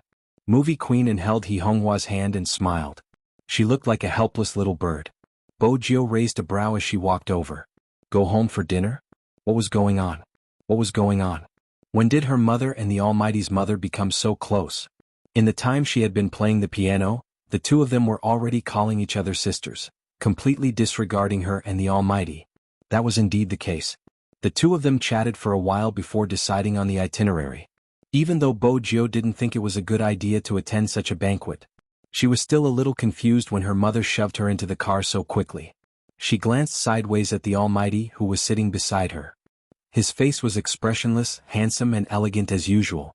Was she making a fuss out of nothing? Bo Jiu arched a brow. The four of them sat in Movie Queen Anne's car, a Bentley.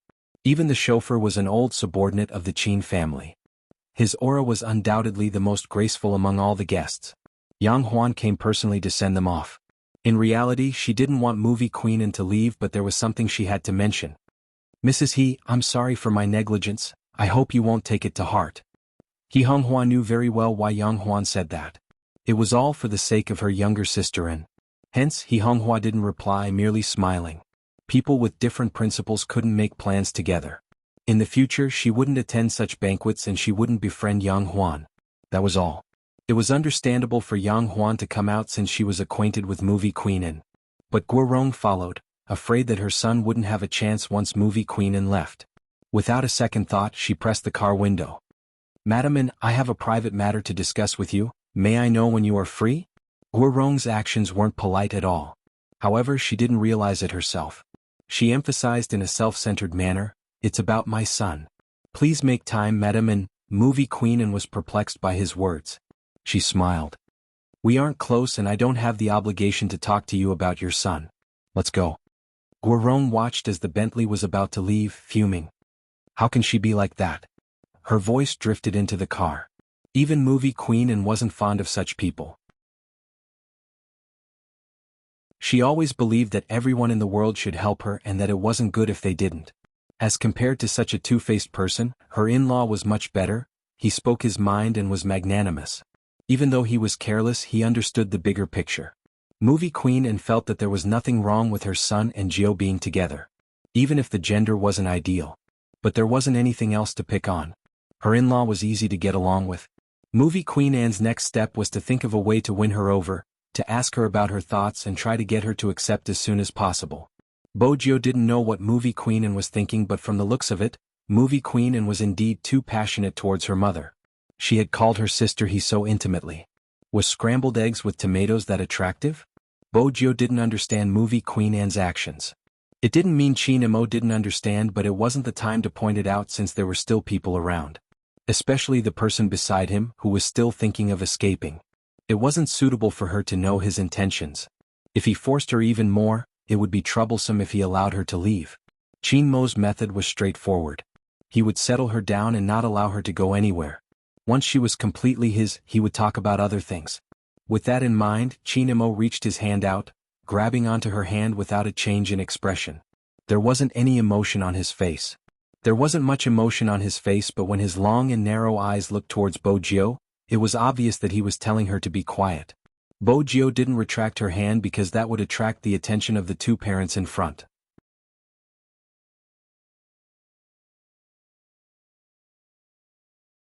Chapter 933. He Honghua's attention was completely captured by movie Queen Anne's words. Indeed, she hadn't noticed the commotion in the back seat. Bojio had assumed that the Almighty would let go after holding her hand. She hadn't expected him to hold her hand for the entire journey. Bojio noticed a white cloth wrapped around his slightly cold fingertip. She remembered how the Almighty had helped her even though he was injured. Her fingers touched his. Chinemo was aware of his mother's capabilities and knew that the two in front wouldn't have the time to deal with them. He tilted his handsome face, his voice low. "Don't forget what you promised me." Bojio arched a brow. What did she promise? "My hand can't touch water." Chinemo raised his left hand casually, clearly reminding her. Bojio wanted to say something. Yi Honghua turned. "What do you want to eat?" "I'll get Xiaodong to prepare the dishes. As long as it's Andy's cooking, I'm fine with anything." Chinemo smiled, looking like a noble. Bojio couldn't help grumbling internally. She had never seen anyone as picky as the Almighty. He actually said anything was fine. "I'll get someone to prepare it." Yi Honghua had been amazed by the perfect youngster in this world. He was so polite, it wasn't surprising that he was good friends with her Jio. Bojio glanced over, lowering her voice. Bojio glanced over, lowering her voice. "Brother Imo, be careful, there are carrots in my mom's soup." Chin Imo glanced at the mischievous youngster, replying slowly, "Indeed, you should be careful." Bojio laughed. Was the Almighty going to admit he was picky? "Auntie." Chin Imo glanced up, smiling lightly. "Jio said he doesn't like carrots. Let's not put carrots in the dishes for dinner." "Bojio?" Yi Honghua stilled, turning towards her Jio. "Why didn't he tell me he doesn't like carrots? I won't put them in the soup this time." No matter what she said, it would only make her seem humble since the Almighty's move was too shameless. Movie Queen and understood her son better. When she heard his words, she glanced at Chin Mo, smiling ambiguously. She was a beauty. She knew better than anyone who didn't eat carrots. Movie Queen and hadn't expected her son to pull such a stunt. If it was in the past, he would definitely not say what he liked or didn't like. In fact, he rarely visited anyone's house. Also, did these two people really think that she could not see their little tricks? He had underestimated her too much, humph. The more Movie Queen and looked at them, the more she liked them. Especially when Jio was depressed, his silver hair would curl up, and the resentment of the beautiful youth. Chin Imo naturally noticed the way the youngster was looking at him. His thin eyelids lifted slightly, his eyes overflowing with a smile. Movie Queen and took in his smile. The last bit of unwillingness in her heart disappeared without a trace. She hadn't seen her son smile in such a long time. Probably only Jio could make him like this. He was no longer as rational and even a little unreasonable. But this was him with flesh and blood. He hoped that the influence of that incident would disappear like smoke in thin air. With that thought, Movie Queen and pulled Yi Honghua over to talk about shopping. Regardless of the age or status of a woman, when they talked about clothes, they were always the same. It was as though they would never be tired. Bojio waited for the two parents to resume their conversation before glancing in Chin Mo's direction. Was a little resentful. In that instant, Chin Mo was in a daze again. It was as though the youngster in front of him had become very, very small. Then she sat on his bed, her pair of lotus root-like short legs swinging back and forth. She was not at ease at all. She also looked at him with the same gloomy gaze. She was so noisy that he could not even write a word. Right? Chin Mo frowned at his own imagination. Had he been sleeping too little recently? Even images that didn't exist had appeared? But Chin Mo was curious about how she had looked like when she was young. On the other side, Guorong was upset that she hadn't managed to stop Movie Queen and she called her son and complained, "That isn't nice at all. If she hadn't helped you, I wouldn't have ended up like this." Who knew that she wouldn't even bother to look at me when I was already at the car door? What kind of person is she? Isihua held onto his phone, pushing the crowd aside. "Mom, there's no need to look for her. Guess who I saw just now? It's Director William from The Matrix. With him around, there's no need for me to look for her." Guorong was elated. "That explains why I didn't see you. I've been looking for a chance to talk to Director William and chased after him. That's all for now, Mom, I'm hanging up. Wait for my good news. Yi Sihua was confident that he would catch Director William's eye. After all, he had an Asian feel to him. Moreover, Director William must be here for the casting. If not, an international director wouldn't be so low profile. He was definitely here to recruit newcomers. With that thought, Yi Sihua's eyes lit up. He pushed the receptionist aside and rushed towards the British man. Director William obviously did not expect someone to suddenly appear in front of him. His blue eyes were filled with astonishment. To show his respect, Yi Sihua bowed before exclaiming in English, "Director William, I didn't expect it to be you. I thought I was seeing things. Could you please sign your name for me? I like your movies a lot. The last time I met you was at the film festival, but I don't think you remember me. I seem to be rambling, but you should be able to understand how I feel when I meet my idol. I'm Yi Sihua, an actor." William smiled. "Oh, of course I understand." Yi Sihua's confidence was boosted by his response. Having been educated overseas for so many years, he knew that Europeans love to recommend themselves. This was a common flaw of the Chinese. As early as last year, he had transferred his nationality overseas and understood their way of thinking. Hence, after Yi Sihua expressed his admiration, he didn't hesitate to state his motive. "I heard that you are looking for a mysterious male actor from the East. I would like to recommend myself to you." William came to a sudden realization. He rubbed his chin and looked Yi Sihua up and down before shaking his head. "You're not bad looking. If it was in the past, I might have considered it. But now, I'm really sorry, I've already found the actor in my heart. If you were at the banquet, you would have seen the silver-haired youngster playing the piano. Be it in terms of looks or aura, he exudes a mysterious aura unique to the East. The smile on his face is devilish but not arrogant. He gives off a humble yet not to be trifled with. He's just like what you Chinese call a noble, like a jade." William said the last 4 words in Chinese and his pronunciation was a little strange. But that didn't affect the meaning he was trying to convey. The more Yi Sihua listened, the tighter his fists clenched. It was that disgusting nouveau riche. What mysterious aura unique to the East? That was just an act. Yi Sihua never expected that the role he had fought so hard for would be snatched away by that country bumpkin. No way. He wouldn't allow that to happen. Yi Sihua's lips froze. Director William's words were like a slap to his face. He tried his best to force a smile. "Director, you might not know this, but this person isn't an actor and doesn't have any experience in this field. Furthermore, his character." Yi Sihua paused to give Director William some room to imagine. From what he knew, when filming overseas, no matter how good an actor's appearance was, as long as they weren't professional or had poor acting skills, they would be rejected. As expected, when William heard this, he paused. Yi Sihua laughed in his heart and wanted to add more vinegar. Unexpectedly, when William spoke again, he switched to Chinese. Even though he stuttered a little, his meaning was clear. "Mr. Yi, are you trying to defame that Asian youngster because you feel indignant about losing to him?" Yi Sihua froze and immediately denied it. Of course not. He couldn't let Director William think that way. This was an issue of image. Moreover, Director William was an internationally renowned figure and he had to be magnanimous in front of him. "I'm just stating the facts. I'm afraid that Director William doesn't understand the situation and might use the wrong person. After all, this person doesn't have a good reputation. He was originally an esports player, but in order to become famous, he kept provoking his fans. Not only did he create a topic for himself, he even forcefully dragged another almighty to be his CP. If such a person were to join the production team, he would do anything to become famous. From what Mr. E said, you seem to know a lot about this youngster." William's English was much smoother. "Since that's the case, why don't you give me all his information? I'll take a closer look. If it's really as Mr. E said, he isn't suitable to act in our movie." Yi Sihua was stunned again. He really didn't want to tell Director William about the nouveau riche. He hoped that Director William would never be able to find him. William glanced at the person in front of him, arching a brow. "Mr. E, are you not willing to let me verify it?" Yi Sihua had been in the industry for a long time and wasn't stupid. If he were to reject now, not only would his image be ruined in front of Director William, his words wouldn't be credible at all. He might as well be more generous since there was a lot of negative news about Spade Z online. "I do know a little about him," Yi Sihua replied. Yi Sihua replied, "But I'm not too sure about the details. He is rather famous online. Director Willem, if you are looking for him, you can do a search online. Spade Z is his in-game name and his mother is from the countryside. It's probably because of this that he does things differently and wants to be famous. William's gaze deepened. Thank you, I'll do some research first before making a decision. Director William, you don't have to be so polite, Isihor replied sincerely.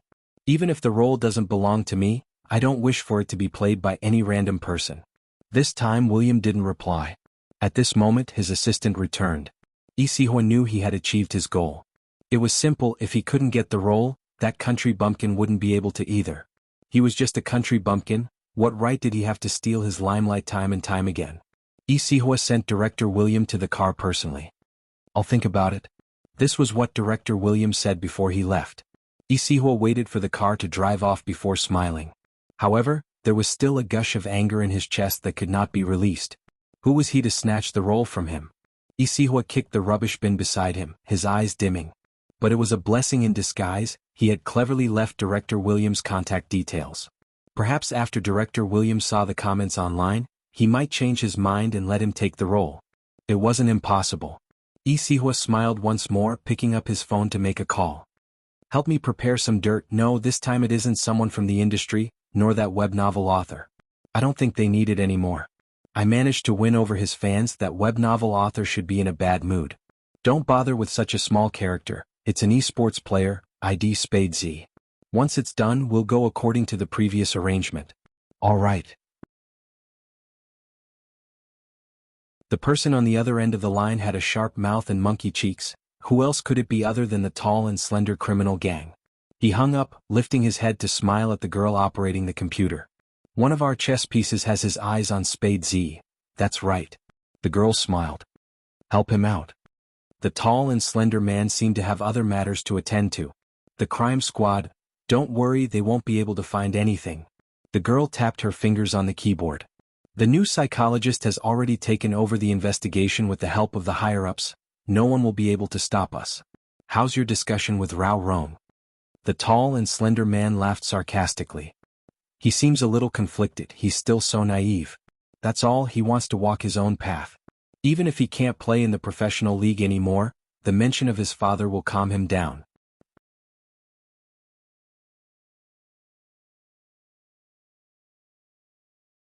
Chapter 934.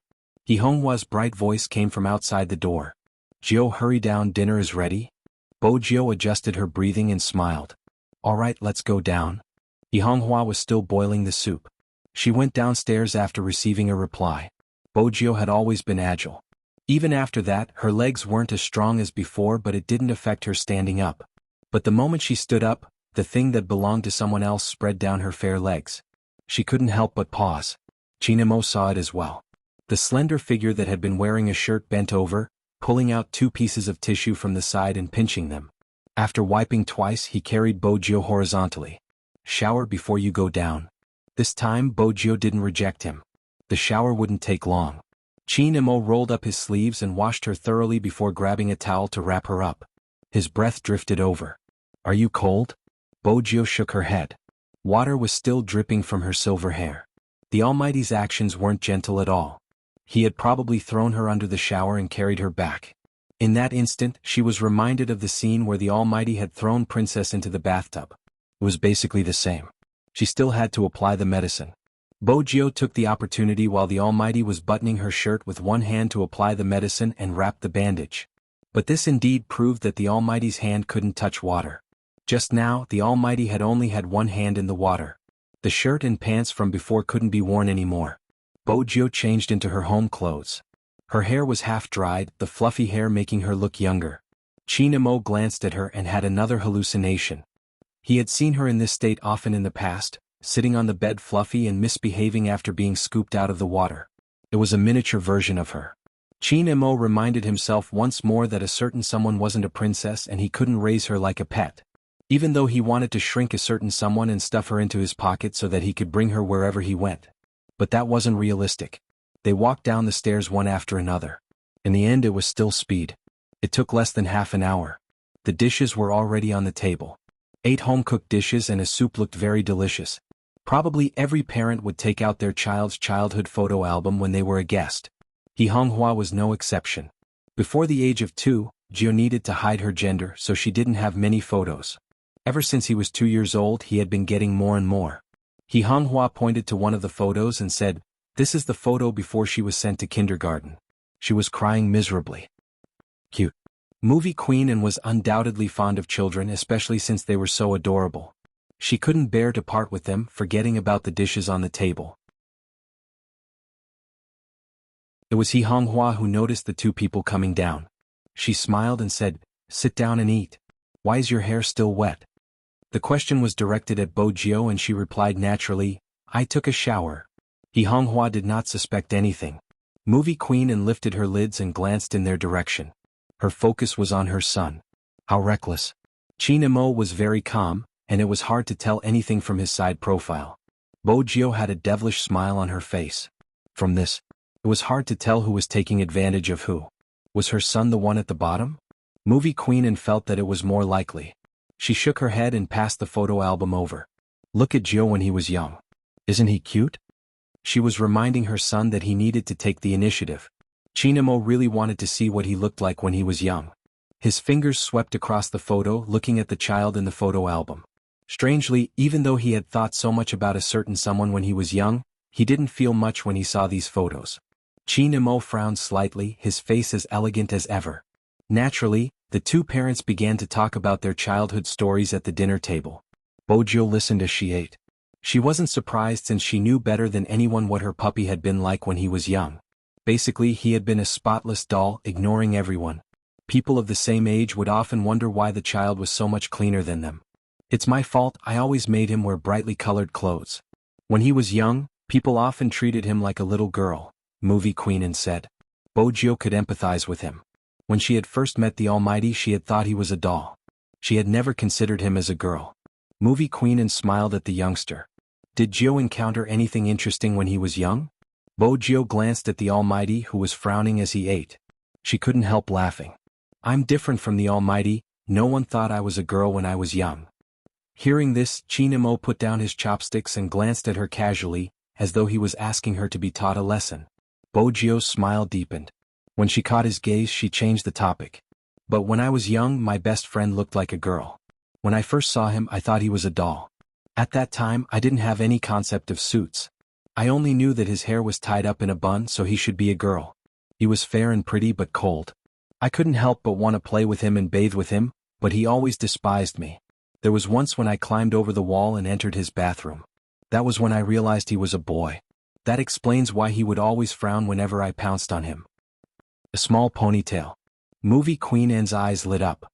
"I used to love to tie Mo's hair but he decided to cut it short on his own so I couldn't do it." With that, Movie Queen Anne paused. "Jio, don't be fooled by Mo's looks now, he was adorable when he was young." "I believe you." Bo Jio felt that her puppy was adorable, cold and aloof. Movie Queen Anne chatted happily. "It sounds like you have a good relationship with your friend. Are you still in contact?" "I guess so." Bo Jio took a bite of the food. Movie Queen Anne glanced at her son. "That means they are childhood sweethearts." MMH. The youngster didn't deny it, even agreeing readily. When Qin Imo heard the word MMH, he lowered his raised hand. He didn't like the term childhood sweethearts because it implied a part of someone's life that he had never been a part of. Besides, they were still in contact. With that in mind, Qin Imo clenched his fists, his chest tightening. They were still in contact? Who could it be? There were only a few people around her. Unknowingly, the first name that popped into Qin Mo's mind was Hoshino. He didn't like such speculation. But everything that had happened in the past was right in front of him, including her reaction when she saw Hoshino. He had never seen her look at anyone with such a gaze. There was an undetectable reluctance. What was so good about a person and how important was he to the other party for her to be reluctant to part with him? Qin Mo's gaze dimmed. When he raised his hand again, his aura was much colder. It was as though a bucket of water had been poured over him. Even his breathing was chilly. Was that why she always wanted to escape? Qin Mo's chest tightened, and even the line of his jaw stiffened. Bo Jio sat beside Qin Mo. When she glanced over, she saw Qin Mo's expression. Was the Almighty in a bad mood again? What? Was it because of what they had said in the room? That wasn't a suitable time to reply. But even if she could reply, how could she? Once the Almighty found out that she was Z, he would definitely feel that she had lied to him. But she was the one who had been hiding this matter. Even if the day came when everything was revealed, she would still be prepared. What she got in return was his resistance. She was also prepared. She didn't want to see his deep eyes filled with disgust. She would rather reduce the source of his disgust. Bojio paused. She picked up a piece of beef and placed it on the Almighty's plate. She remembered that beef was one of the few foods the Almighty liked. When he saw the piece of meat on the plate, the coldness in Qinmo's eyes dissipated. He Honghua broke into a smile. Qinmo likes beef? More. With that, she picked up a piece of meat and placed it over. Bojio watched as the Almighty stilled. His etiquette wasn't bad, it didn't make He Honghua unhappy. But when he lowered his head, he used his chopsticks to push the rest of the beef forward.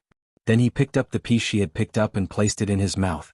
It was probably because of the slight frown on his face, which made him look extremely serious. His seriousness reminded her of the times when they were young. He would sit on the bed and wipe her hair with a towel. He would even warn her not to barge into his room. Ever since then she hadn't entered his room. She had stayed on the balcony to watch him write. In the end she didn't know why, but he was probably afraid that she would destroy all the plants he had been growing. He had opened the window to let her in, saying that he would only keep her for one night.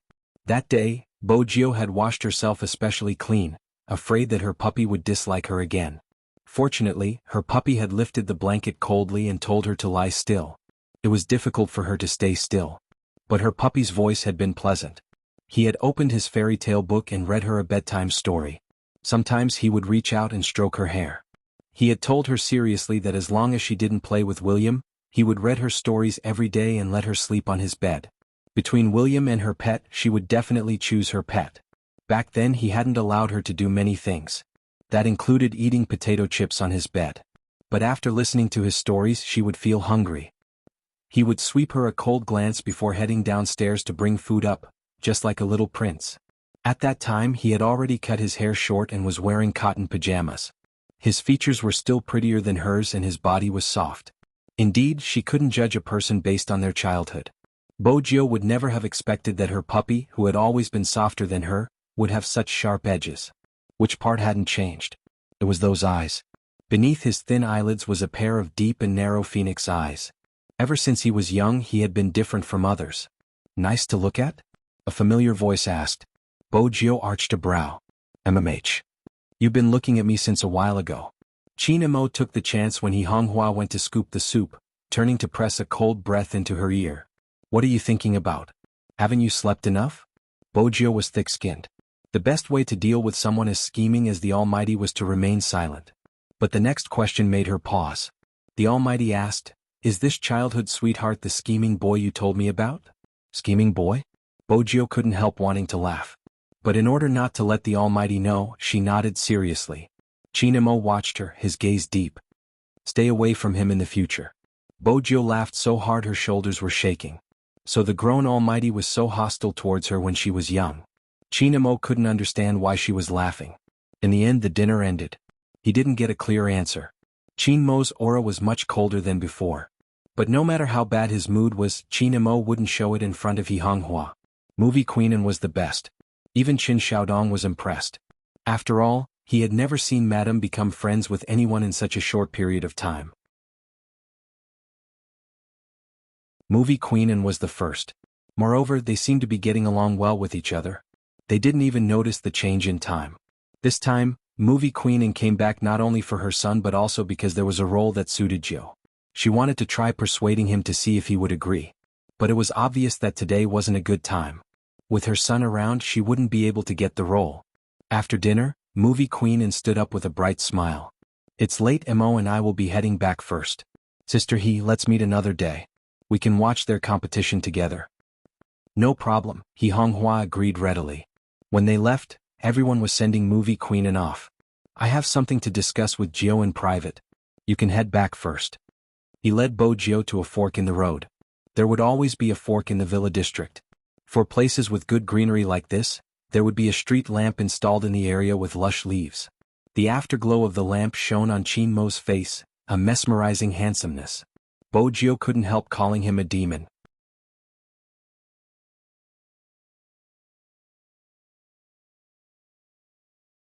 Chapter 935. What day was it? Bojio was confused. It shouldn't be the Almighty's birthday. Since it wasn't his birthday, what other day could it be? Qin Emo glanced at the confusion in her eyes. He frowned and said coldly, "Confession." "What confession?" Bojio was confused by the hint. That handsome mixed-race face inched closer to her, bringing with it an aura that made her restless. "It's been 30 days since I confessed to you." The 30th day of his confession? Bojio stilled. She hadn't expected the Almighty to remember such a day. It wasn't easy to reply. But she couldn't ignore it. "Time flies. Back then, Brother Emo, you were really... I was afraid you would turn gay." Bojio smiled mischievously. She had the upper hand when she had first met the Almighty. Now she couldn't tease him even if she wanted to. Qin Emo watched her beautiful eyes, speaking leisurely. "Even if I turned gay, you were the one who did it. Don't change the topic." "I definitely didn't change the topic." Bojio felt that this position was too dangerous. If she wasn't careful, the Almighty might take advantage of her. Hence, she straightened herself. This time, the Almighty wouldn't do anything to her. There were still parents peeking over from time to time. The Almighty wasn't someone who didn't know his limits. Qin Emo was indeed someone who knew his limits. But, he swept a glance at the fox-like youngster, his tone calm. "When are you going to give me a status? Do you want to sleep for free?" Bojio choked on his words. "Give her a status? Sleep for free? I thought you would remember or at least give me something." "I didn't expect." Suddenly, the voice beside her seemed to have sunk. Even the person standing there seemed to be in indescribable loneliness. For some reason, Bojio recalled movie Queen Anne's words. Ever since they were young, the Almighty rarely received gifts. He wouldn't even look at the gifts at his birthday banquets. She had assumed that someone like the Almighty would be likable. For example, she liked him. Back then she had even given him a gift. But in reality, after they had separated, she wasn't sure how he had grown up. Movie Queen Anne said that he had a cold personality. Even if it was his birthday, he wasn't interested in the gifts from his elders. It was probably because the Almighty was too smart that he was able to see the pros and cons of the upper class clearly. In other words, he knew very well that the gifts given to him had all sorts of motives. 30 days? She didn't say anything. Thinking about it this way, she was indeed quite a scumbag. A domineering CEO could not treat his pet like this. At the very least, he couldn't be so useless. Bojio replied guiltily, "Actually, I've prepared for it, I just didn't remember the date." Qin Emo stuffed a hand into his pocket and raised his head. His deep gaze made Bojio's eyes wander unconsciously. Qin Emo arched a brow. "What did you prepare?" Bojio knew the Almighty could tell she was lying and was about to confess. At this moment, Qin Emo spoke again. "Give it to me tomorrow." Was he giving her time to prepare? Bojio understood the Almighty's intentions and nodded. "All right." She couldn't really become a piece of trash. "I'm really curious what you are going to give me." Qin Emo spoke slowly. "I don't think you are going to just buy something to deal with me." Bojio. The Almighty's words completely blocked her way to buy something. Was it really unintentional? Qin Emo watched the youngster's depressed expression and his mood improved slightly. In the end, he couldn't help it. He turned around and reached out to pinch her face. "You seem to be in a difficult position." Bojio feigned ignorance. "It's not difficult." Qin Emo laughed. "Is that so? See you tomorrow." "All right," Bojio replied, reaching out to touch her face that had been pinched. Coaxing the Almighty was a battle of wits and courage. She also had to know how to step down. Qin Emo walked forward, occasionally turning back to glance at the dignified person behind him. The corners of his lips lifted silently. Qin Xiaodong, who had been watching from the side, was in a dilemma. After all, there was a distance between them. It wasn't possible for him to hear the conversation between young Master and young Master Qin. But in front of the two madams, he would have to restrain himself. Most importantly, he couldn't let the goddess notice anything. Qin Xiaodong glanced in Movie Queen Anne's direction guiltily. Movie Queen Anne's expression didn't change. She probably didn't think of young Master and young Master Qin in that direction. Qin Xiaodong didn't know that his conjecture was completely wrong.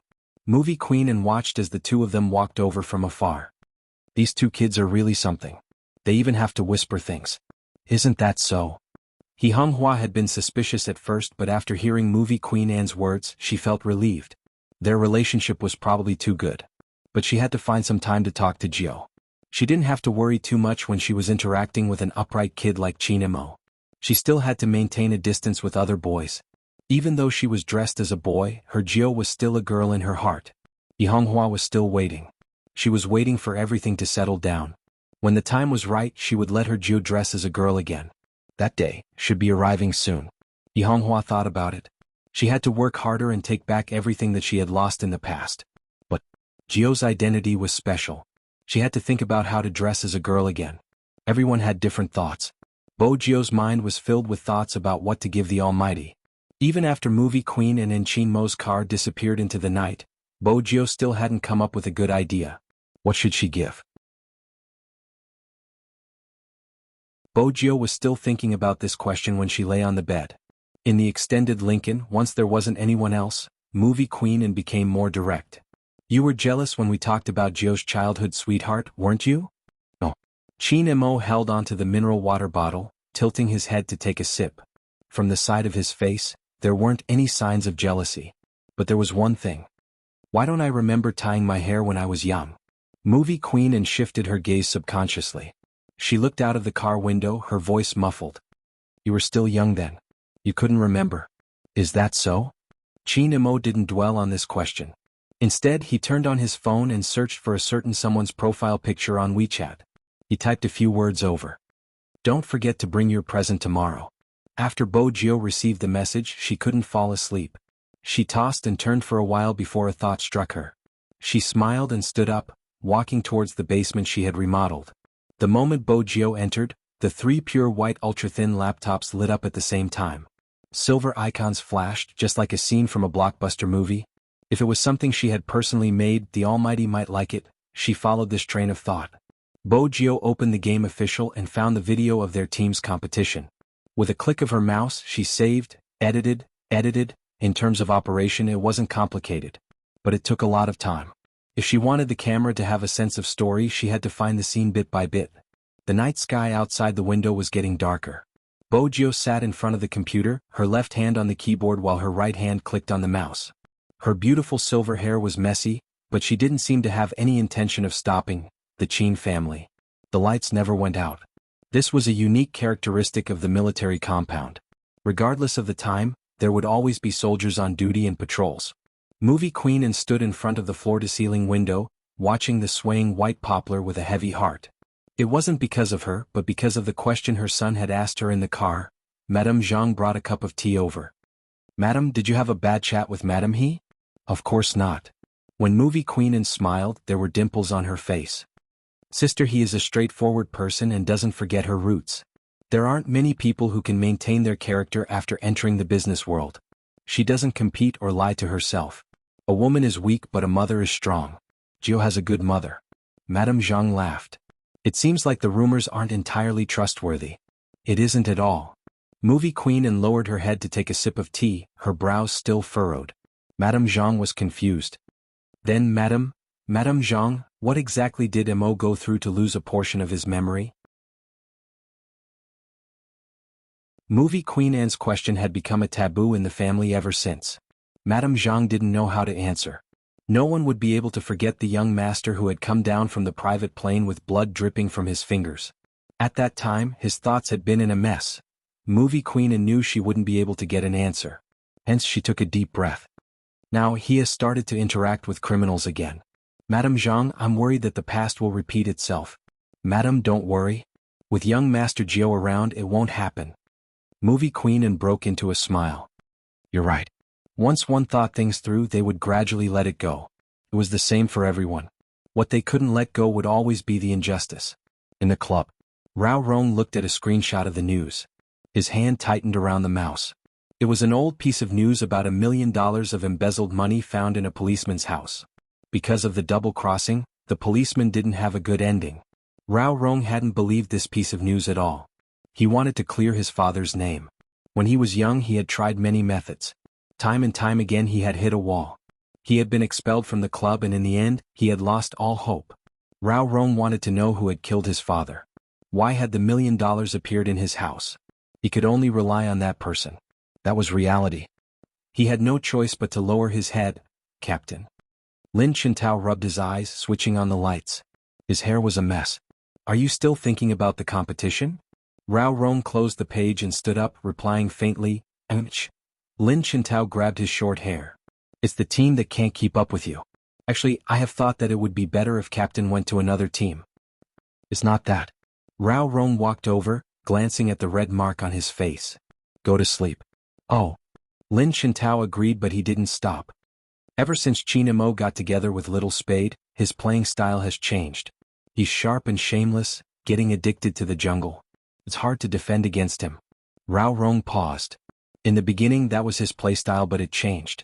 His hand injury was one reason, but as the captain of Supreme Alliance, his first reaction was to look at the big picture, which made him lose his sharpness.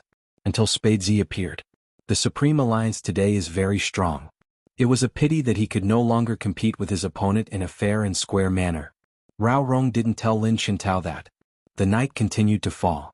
The best international hotel in Jianghu City was frequented by successful people from all over the world. Director William's Chinese wasn't as accurate as his son's. Fortunately, his son had translated the comments online and sent them to him. He had also mentioned that he would be flying to Jianghu City in the next 2 days. It had to be said that William was hesitant after reading the comments. Should he invite the youngster over? He despised people who didn't have a bottom line just for the sake of fame. But this Chinese boy Jiao fit the image in his heart. It would be a pity to give him up. But as a director he had to consider all aspects of the crew. It would be better to leave him aside and see if he could find anyone else in China. William looked at the comments on the internet again, shook his head, and turned off the computer regretfully. At this moment, Jiao was still in front of the computer working on something. Her eyelids were heavy. She took 2 sips from a bottle of mineral water before continuing. It was almost daybreak. Jiao stood up, pressing onto her neck. She glanced down at her watch, preparing to search for the last bit of material on Weibo. Unexpectedly, she received a private message from Sister Turtle. I have a presumptuous request. I would like you to help my friend. The next match will be against the Xiangnan team. I know you're busy, but I've thought about this for a long time. Only you can help my friend. That was the first message. The second message was long.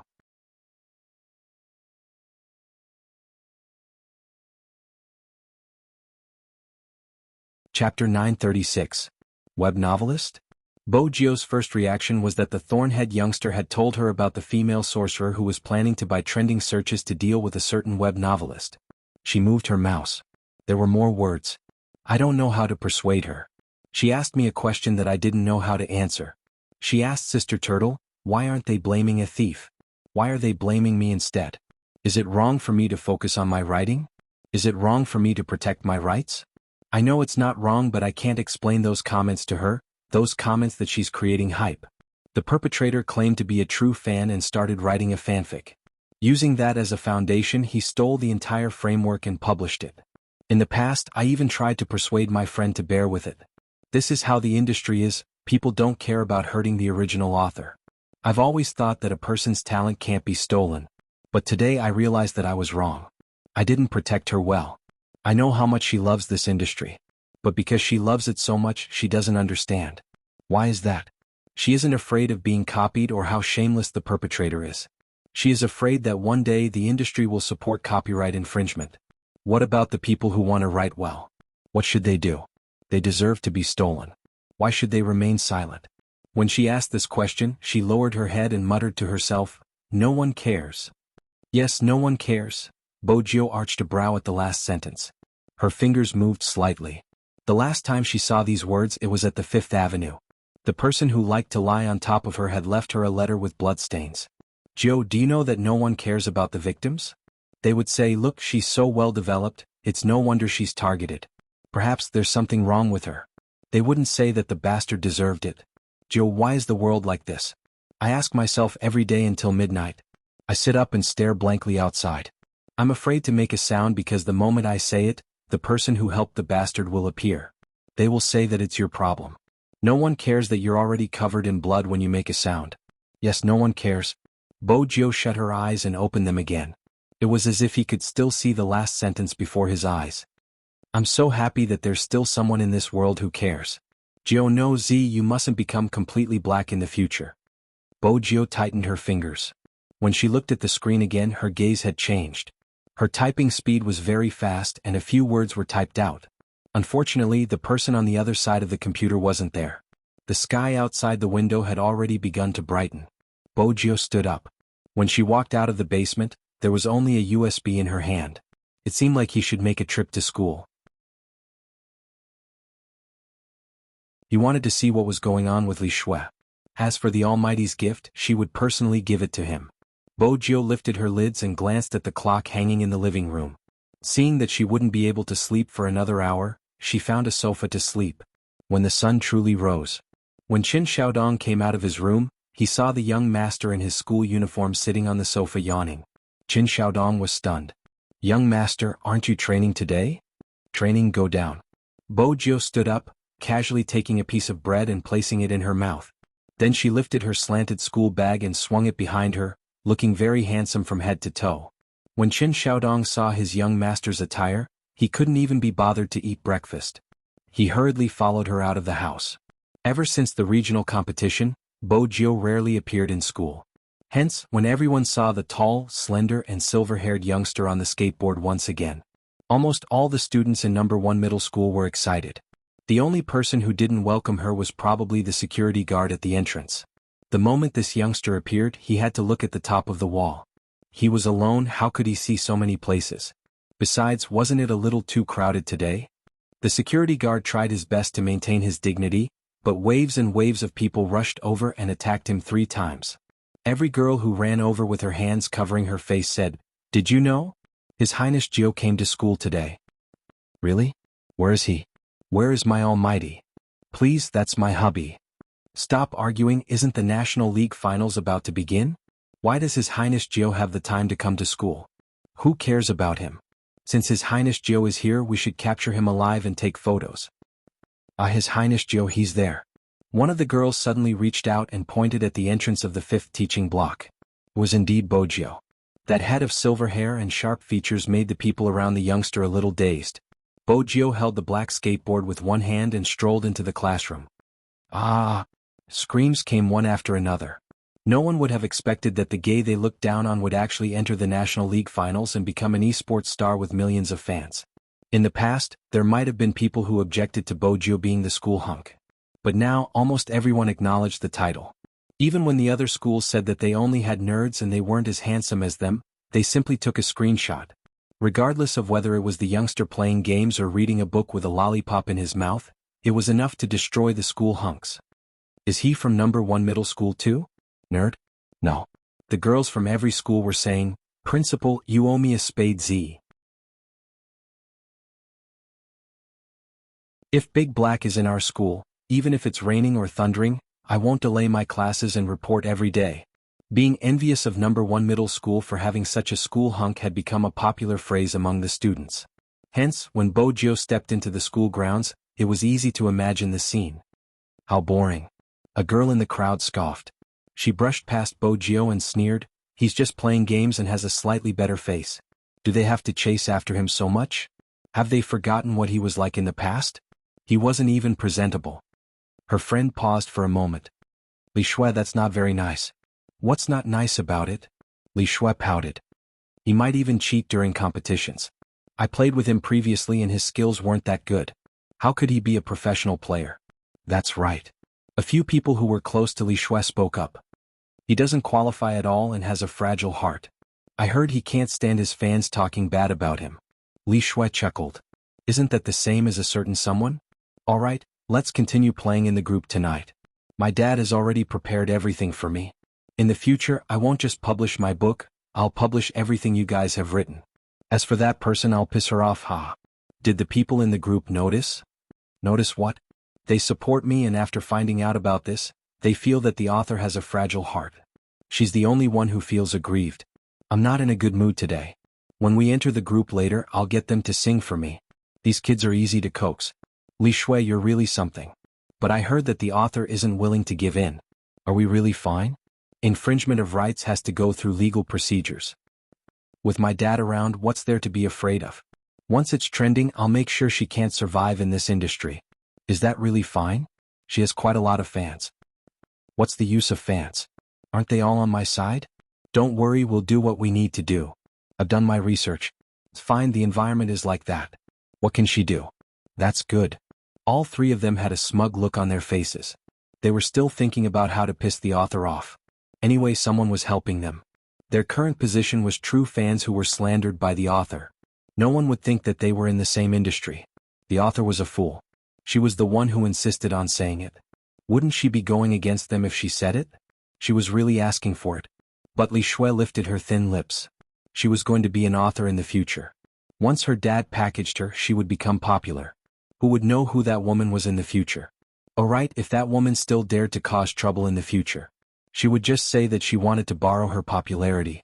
This was a trick that worked every single time. When Li Shui said these words, she didn't know that everything she said had been recorded.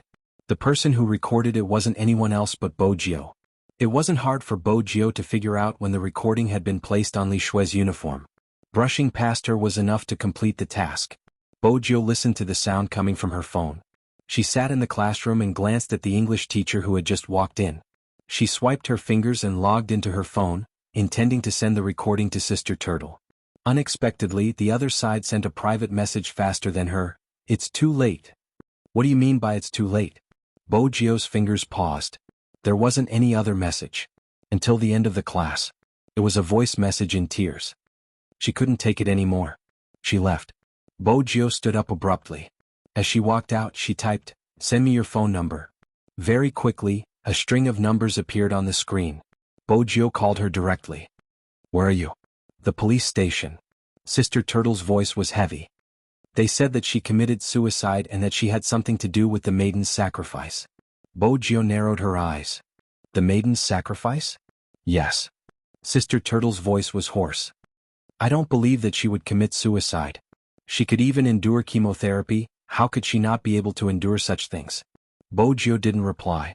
She didn't know what to say. Her gaze was empty. Sister Turtle's sobs were getting softer. There was nothing else. It was just sobs.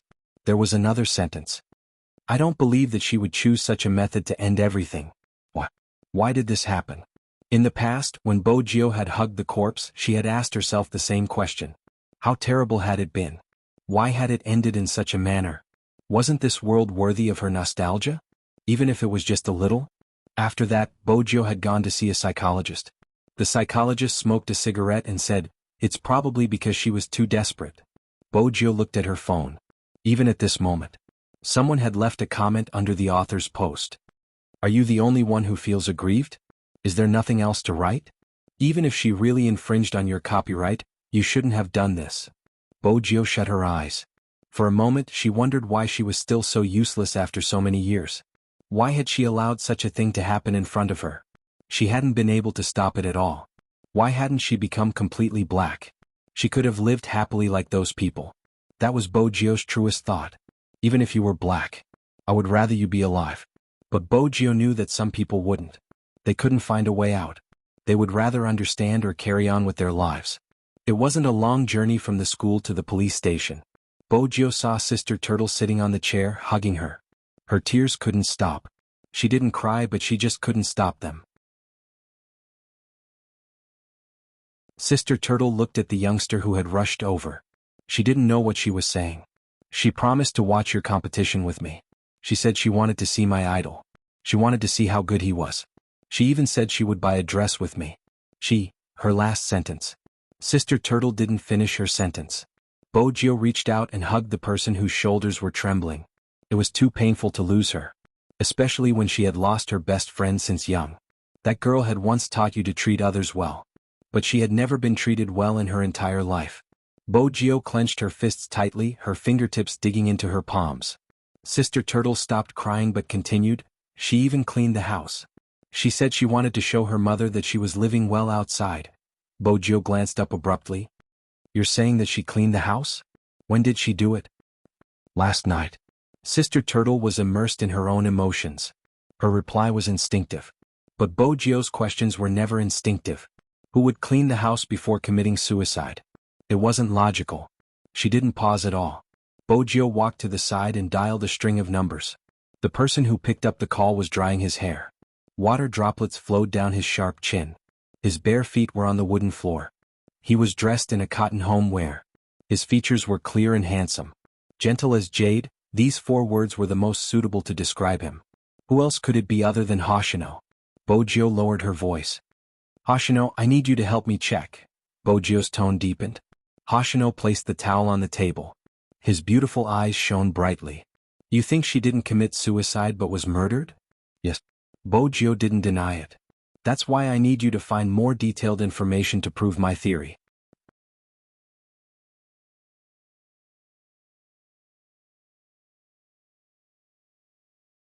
Chapter 937. While Bojio had been speaking, Hoshino had already turned on the laptop screen. As soon as he said the word good, his fingers, which were tapping on the keyboard, suddenly stopped. This isn't that simple.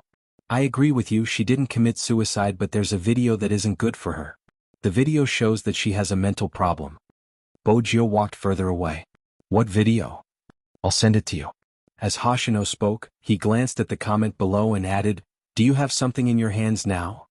MMH. Bojio replied. The recording of the perpetrator. Don't send it. Hoshino's voice softened. Bojio frowned. What did you find out? The perpetrator wants everyone to think that it was a suicide because the author couldn't stand the copyright infringement and chose to end her life in such a manner. Hoshino placed the mouse down and glanced up. The perpetrator recorded her actions before her death. Their motive is clear. If you send the evidence, the perpetrator will escape.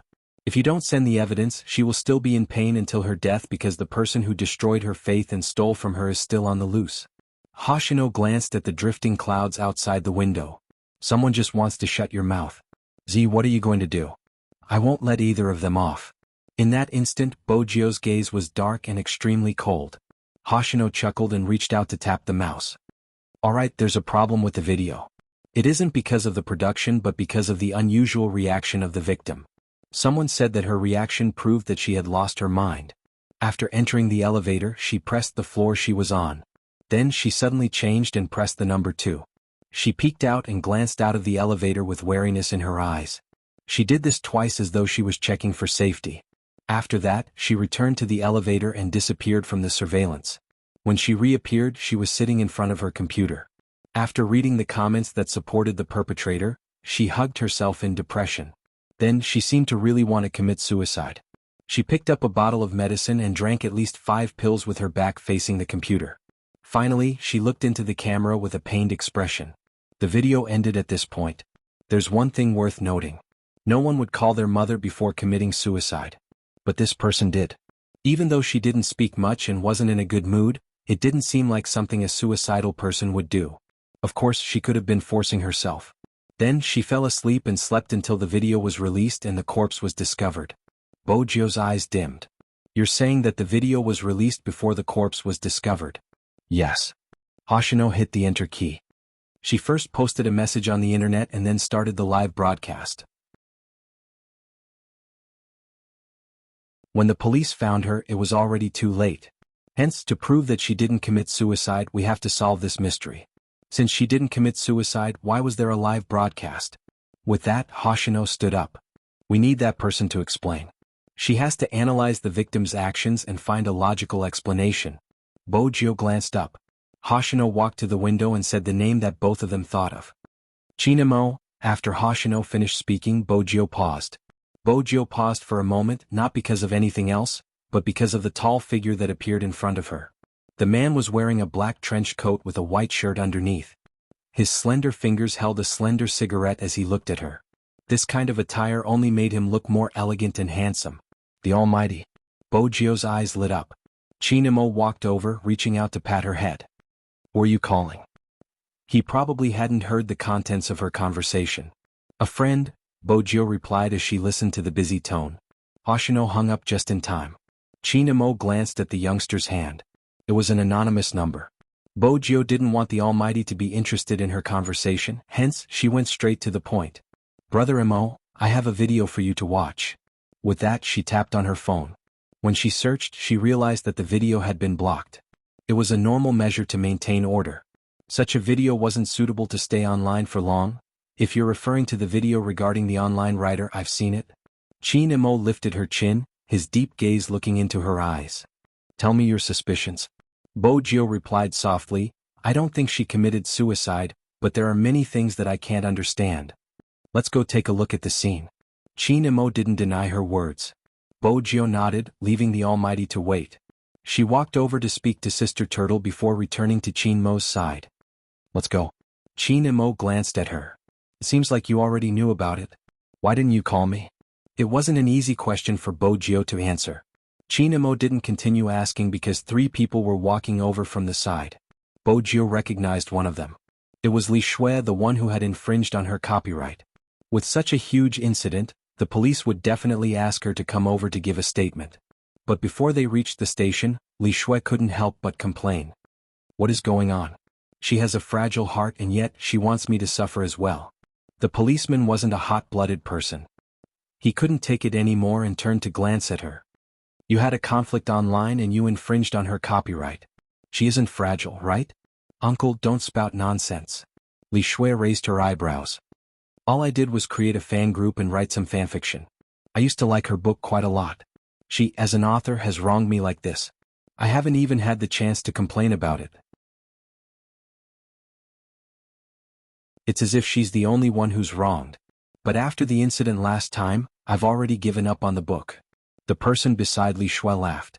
Sir, we are here to solve the problem. It isn't good to be so harsh. There are many plots in this industry. It's just a joke, it isn't an infringement. As for my client's fan group, it isn't against the law, right? At the end of the day, the victim's mental fortitude was too weak. She should have gone to see a doctor if she had mental problems. Why did she end up losing her life? That's right. Li Shui wasn't wrong. The book she had imitated was selling well. It wouldn't be long before it would be released into a movie. She wasn't happy about this. Her fans are brainless. They keep finding trouble with me. I wasn't the one who asked her to die. You police should take care of them and stop them from slandering me. Bo Jio clenched her fists as she listened to them. She clenched her fists until her palms were red. Only then could she control the violence in her heart. The evidence in her hands was enough to make this person pay the price. But now wasn't the time. Because she knew very well what kind of comments there were on the internet. The victim was dead. The people were still talking. She really has a weak mental fortitude. It's better for someone with a fragile heart to stop writing novels. I saw Li Shui's novel. It's good. Even though it looks similar, aren't all plots like this? I was going to get her to apologize to Great Master Li Shui. She's so annoying. Now she's finally quiet. I've seen the video. She's just a mentally ill person. Normal people wouldn't behave like her. Bo Jio had always believed that the dead were the most important, especially those who had died unfairly. But it was obvious that some people didn't think the same. That person was no longer around. The comments that left her with cuts and bruises wouldn't stop. Hence, he couldn't allow her to leave with such an ambiguous ending. Bo Jio was probably clenching her fists too tightly. Qin Mo's hand landed on her wrist. He pulled her up, his voice calm. Open up. Bo Jio paused, looking at the Almighty. Qin Mo seemed to be at his wit's end. He suddenly leaned forward, planting a kiss on her fist. This time Bo Jio opened up. It was a natural reaction. She hadn't expected such a move from the Almighty. Qin Mo watched the red marks on her palm. His eyes dimmed. I didn't know you had such masochistic tendencies. I just used a little more force. Bo Jio was embarrassed. She found an excuse. I'm probably too good at fighting and can't control my strength. Do you know that person? Qin Mo tapped the youngster's palm. Bo Jio shrunk in pain. Which one? The one who spoke. Qin Mo held the youngster's hand, holding it in his hand. Bo Jio reluctantly allowed herself to be held by the Almighty. MMH. She didn't speak much. It wasn't like her usual self. Qin Mo glanced over, combining what he had heard and his understanding of a certain someone. You have evidence of this person. It wasn't a question. Bo Jio paused before asking, how did you know? I can tell. Qin Mo glanced at her, his gaze unwavering as he walked forward. Why didn't you post it? Bo Jio puffed up her cheeks. I can't post it. Seems like you're abiding by the law now. Qin Mo couldn't help pinching the youngster. Bo Jio was dumbfounded. Don't worry. Qin Mo's gaze deepened. I'll let you post it. Anyone who does it will receive the punishment they deserve. Bo Jio had always known that the Almighty was different. Regardless of how things changed around him. He was like the brightest star in the sky, untainted by any dust. Qin Mo paused in front of the Hummer. Shouldn't you do something to make me happy? Bo Jio understood. She smiled devilishly and leaned forward, wanting to kiss the Almighty. Unexpectedly, the Almighty pressed her head down, his brows slightly furrowed. You want to kiss me? What else? Bojio arched a brow. Present, Chinamo reminded her faintly. So that was the reason. How awkward, she thought the Almighty wanted her to kiss him. If you really want to kiss me, you can kiss me too. Chinamo lifted his lips into a smile. It was obvious that he knew what she was thinking. This time Bojio didn't fall for the trap. She reached into her pocket and took out a USB. That USB flash drive was obviously not an ordinary USB flash drive. It wasn't just the material but also the appearance. The word, 9, was engraved on the silver surface. Pushing it to the side, it was an electronic cigarette lighter. This wasn't the only USB Bojio had given him. In fact, as early as when she was young, the night before she left with her father, she had placed a USB drive like this on his cabinet. Now that she thought about it, the Almighty probably hadn't discovered it. Or perhaps he had, but he had forgotten about it. Is it for me? Chinamo asked. MMH. Bojio wanted to tell him how to use it. Chinamo moved his hand to the side. What? Do you want it back after giving me a present? No, Bojio replied. Other than the cigarette lighter, there's a second present inside. You can read it by inserting it into the laptop. Chinamo smiled. It was a rare smile. It was like the sunlight shining through a bottle of mineral water. It was clean and beautiful. Bojio watched his smile, her heart skipping a beat. Hence, when Chinamo kissed her, her fingers didn't react. It was a light kiss, as though he was eating a mint candy, slightly cold and sweet. She finally understood how those overbearing CEOs felt when they bought things for their mistresses. $1,000 for a beauty's smile. That was probably it. But ever since they had boarded the car, the Almighty hadn't glanced at her. One of his hands was holding hers while the other was playing with the USB lighter. He must be in a good mood. Bojio's good mood was contagious, the viciousness in her chest dissipating. When the Hummer stopped in a small area, the Almighty held her hand and entered the elevator, pressing the floor of the deceased. But very quickly he pressed the number 2 and walked out of the elevator. He glanced left and right before walking back. Bojio glanced up. The Almighty was recreating the scene himself. Chinamo watched her, his voice calm. Many people think that her actions are a reflection of her mental state. Actually, that isn't the case. Bojio finished his sentence.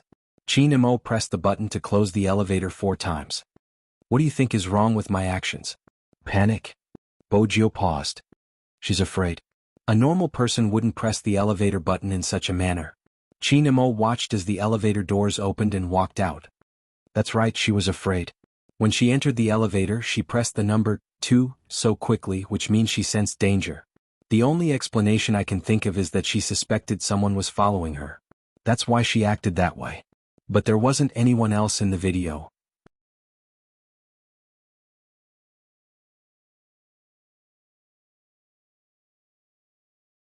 Chapter 938. That's not all. Chinamo walked to the door, turning back to look at Bojio. There aren't any surveillance cameras in the entire corridor, which means even if someone really followed her, there wouldn't be any traces left. Bojio had noticed this as well. That was why it was so difficult to gather evidence. A woman's sixth sense isn't completely baseless. Chinmo's voice was calm. Compared to what the eyes can see, psychological actions are much faster. As the crime scene, there would definitely be police officers around. Even if the victim was no longer around, there would still be traces left behind. Such a sensational case wouldn't be handled by an ordinary department, hence, it would be handed over to the crime squad. The moment Bojio entered, she saw Director Huang with a solemn expression. Did you find anything? Director Huang shook his head, his white-gloved hand moving the mouse. Director Huang shook his head, his white-gloved hand moving the mouse. I got someone to check, there wasn't anyone else recording her. It was indeed this laptop that recorded her actions, and from the angle of the video, it was the same. We have completely ruled out the possibility of a homicide. As for the medication she took before her death, we have found the bottle. It was an ordinary sleeping pill, but if taken in large quantities, it could be fatal. She didn't force herself to take the medication, so your judgment was wrong this time. Director Huang sighed. The possibility of suicide is 99%. Isn't there still 1%? Chinamo walked over, taking a closer look. He even picked up the teacup. There were traces of coffee in the cup, and beside it was a French pressure pot that was specially used for brewing coffee. The room wasn't particularly clean, but it had a certain ambience. There were 2 words written on the cup, all the best. This cup is custom-made. Bojio was familiar with such things, turning her fingers. As expected, there were a few names engraved on the bottom of the cup. They were all single words.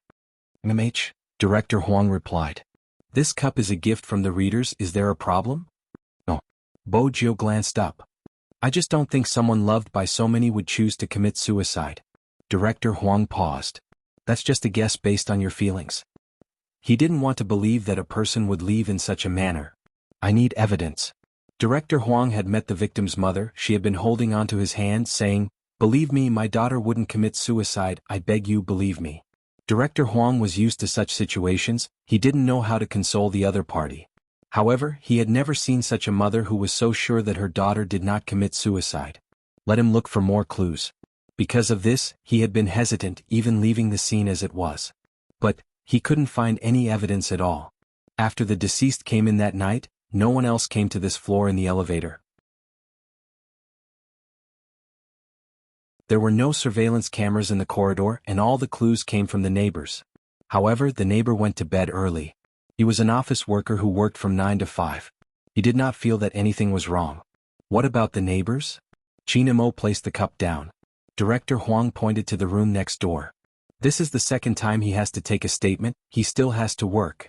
That person was indeed very busy. He raised his hand to look at his watch, and his mouth was a little dry. I've told you everything I need to say. I really don't know anything, and I didn't hear anything. Everything was normal that day, and there were no suspicious people. That was what Chinemo and Bojio heard when they walked over. Chinemo sat opposite the neighbor. Other than that day, what about the rest of the time? Did you see anyone come looking for her? Just 3 to 4 times, the neighbor recalled. There was a woman with long curly hair who kept coming over recently. She was the one who opened the door. She should be her friend. But now that you mentioned it, I remember something. About 2 days ago, a tall and skinny man came out from her place. I have a feeling that he was a thief. It has been 5 to 6 days, and she even asked me if there was a burglar in the building. But I don't think it has anything to do with the case. Anyway, everything was normal that day. Nothing happened. Chinmo's hand stilled. I understand. Thank you for your cooperation. You can go to work now. The man heaved a sigh of relief, turning towards Chinemo. I hope you can solve the case soon. This person isn't bad. He would always greet me in the elevator when I leave. I always forget to bring my keys and would always trouble the neighbor to open the door for me. Now that he has left, honestly, my heart feels empty and afraid. If you have any questions, you can look for me. Just try to ask after work. All right.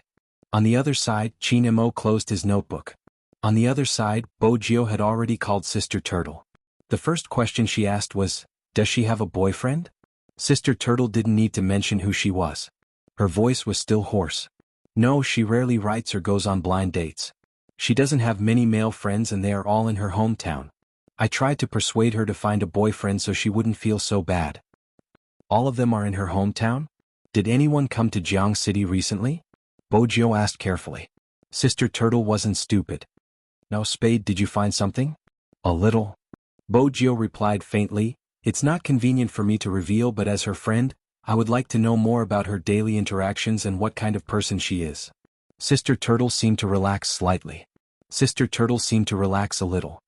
She has a lot of friends, but under normal circumstances she would not talk about herself. After all, whatever she has encountered is related to her work. Not many people in real life know her pen name. This is probably a characteristic of us writers, where the internet and our lives are separated. It's just that this time's injustice was too much of a blow to her. She has thought about stopping writing like me. To be honest, everyone has a time when they can't hold on anymore, but I don't believe that she would commit suicide. You know, Spade, she said that she always believed that justice may be late, but it will never be absent. Bojio froze. As for what kind of person she is, Sister Turtle's gaze wavered. Take a look at her writings. When Bojio heard this, she glanced over. The Almighty was already seated in front of the computer, his right hand moving the mouse. He was reading a story, a Word document left behind by the computer owner. After Bojio hung up, she walked over. The Word document was automatically saved.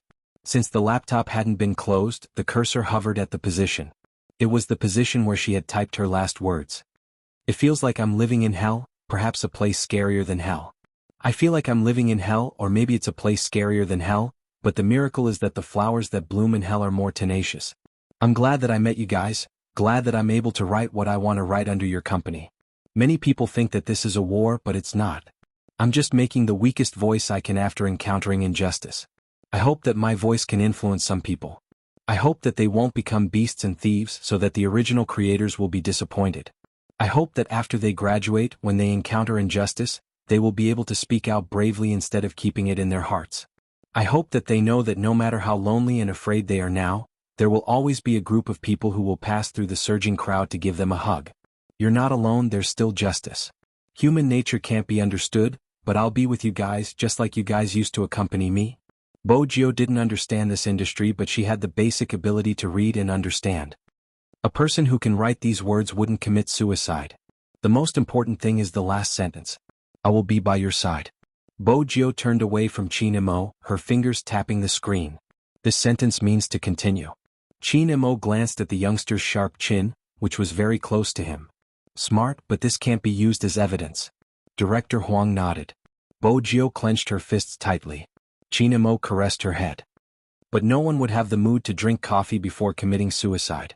Besides, we can confirm that our previous guess is correct. Someone is approaching her. Before Chin Imo could finish his sentence, a round of applause came from the other side. It seems like I came at the wrong time. It was Smith.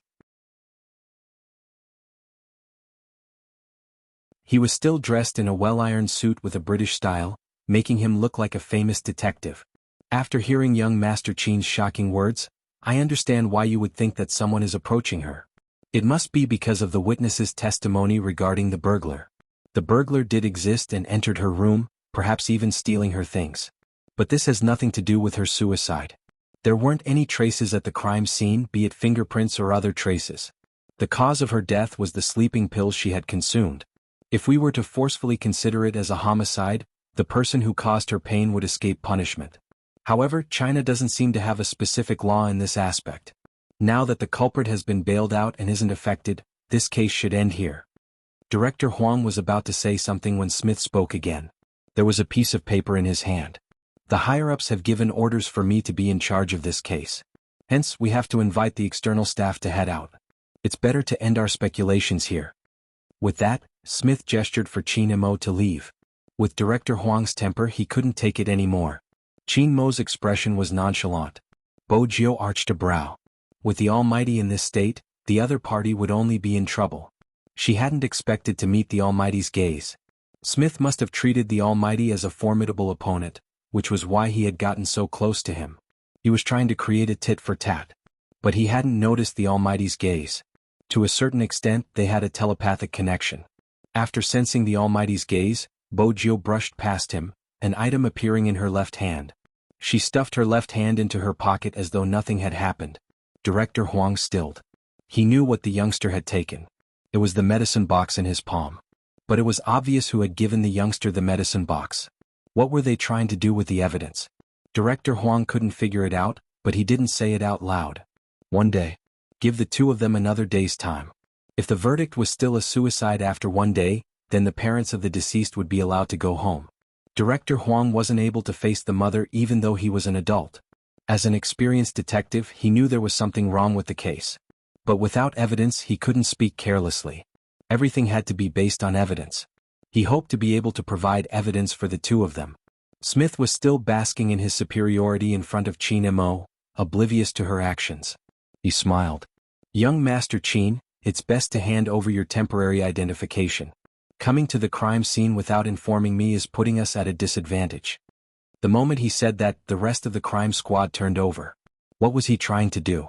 Was he trying to make young Master Chin a mere figurehead? Director Huang's face darkened, turning ugly. Since I'm in charge, I can't be careless. Young Master Chin, I'm sorry. This time, Chin Imo didn't bother looking at him. Swoosh. Something seemed to have brushed past his face, stabbing into the wooden table behind him. It pierced into the wood. He couldn't help trembling. Chin Imo wasn't affected, bringing the youngster out of the apartment. Director Huang gritted his teeth in anger. Was Smith here to harm him? It hadn't been easy for him to become a member of the crime squad. He had only handed over a temporary identification because he didn't want to. Now that he had thrown the identification back, it would be hard to get it back. Smith, if he wasn't stupid, then there was something wrong with him. Director Huang's eyes dimmed. Could it be him? The spy who had been discovered when Qin Mo had approached the drug dealer? He couldn't be sure, hence he had to observe. Smith didn't seem to be acting strangely. At this moment, Bojio and Qin Mo got into the car. Bojio opened her palm. It was a bottle of medicine, evidence from the crime scene. You suspect there's something wrong with the medicine? Bojio asked Qin Mo. Qin Mo pressed his fingers on her wound. When she wasn't hurting anymore, he replied, "It's fine, it seems like it's healed." What a shocking recovery speed. Bojio muttered softly, as the overbearing sugar daddy, how can he be defeated by such a small injury? What did you say? Qin Mo arched a brow. Bojio cleared her throat, smiling devilishly. Nothing. The Almighty's ears were really sharp. Is that so? Qin Mo asked slowly. Why did I hear the word sugar daddy? Bojio replied seriously, you heard wrongly. Qin Mo glanced at her nonchalantly, especially when she looked so serious. He wanted to pinch her. Qin Mo reached out to pinch her face, lowering the bait. Do you want to hear my analysis? Of course. Bojio knew the Almighty must have found something. Qin Mo retracted his hand, his face noble. Then let's be honest. Bojio asked, am I being dishonest? The Almighty replied, you haven't taken the bath you promised.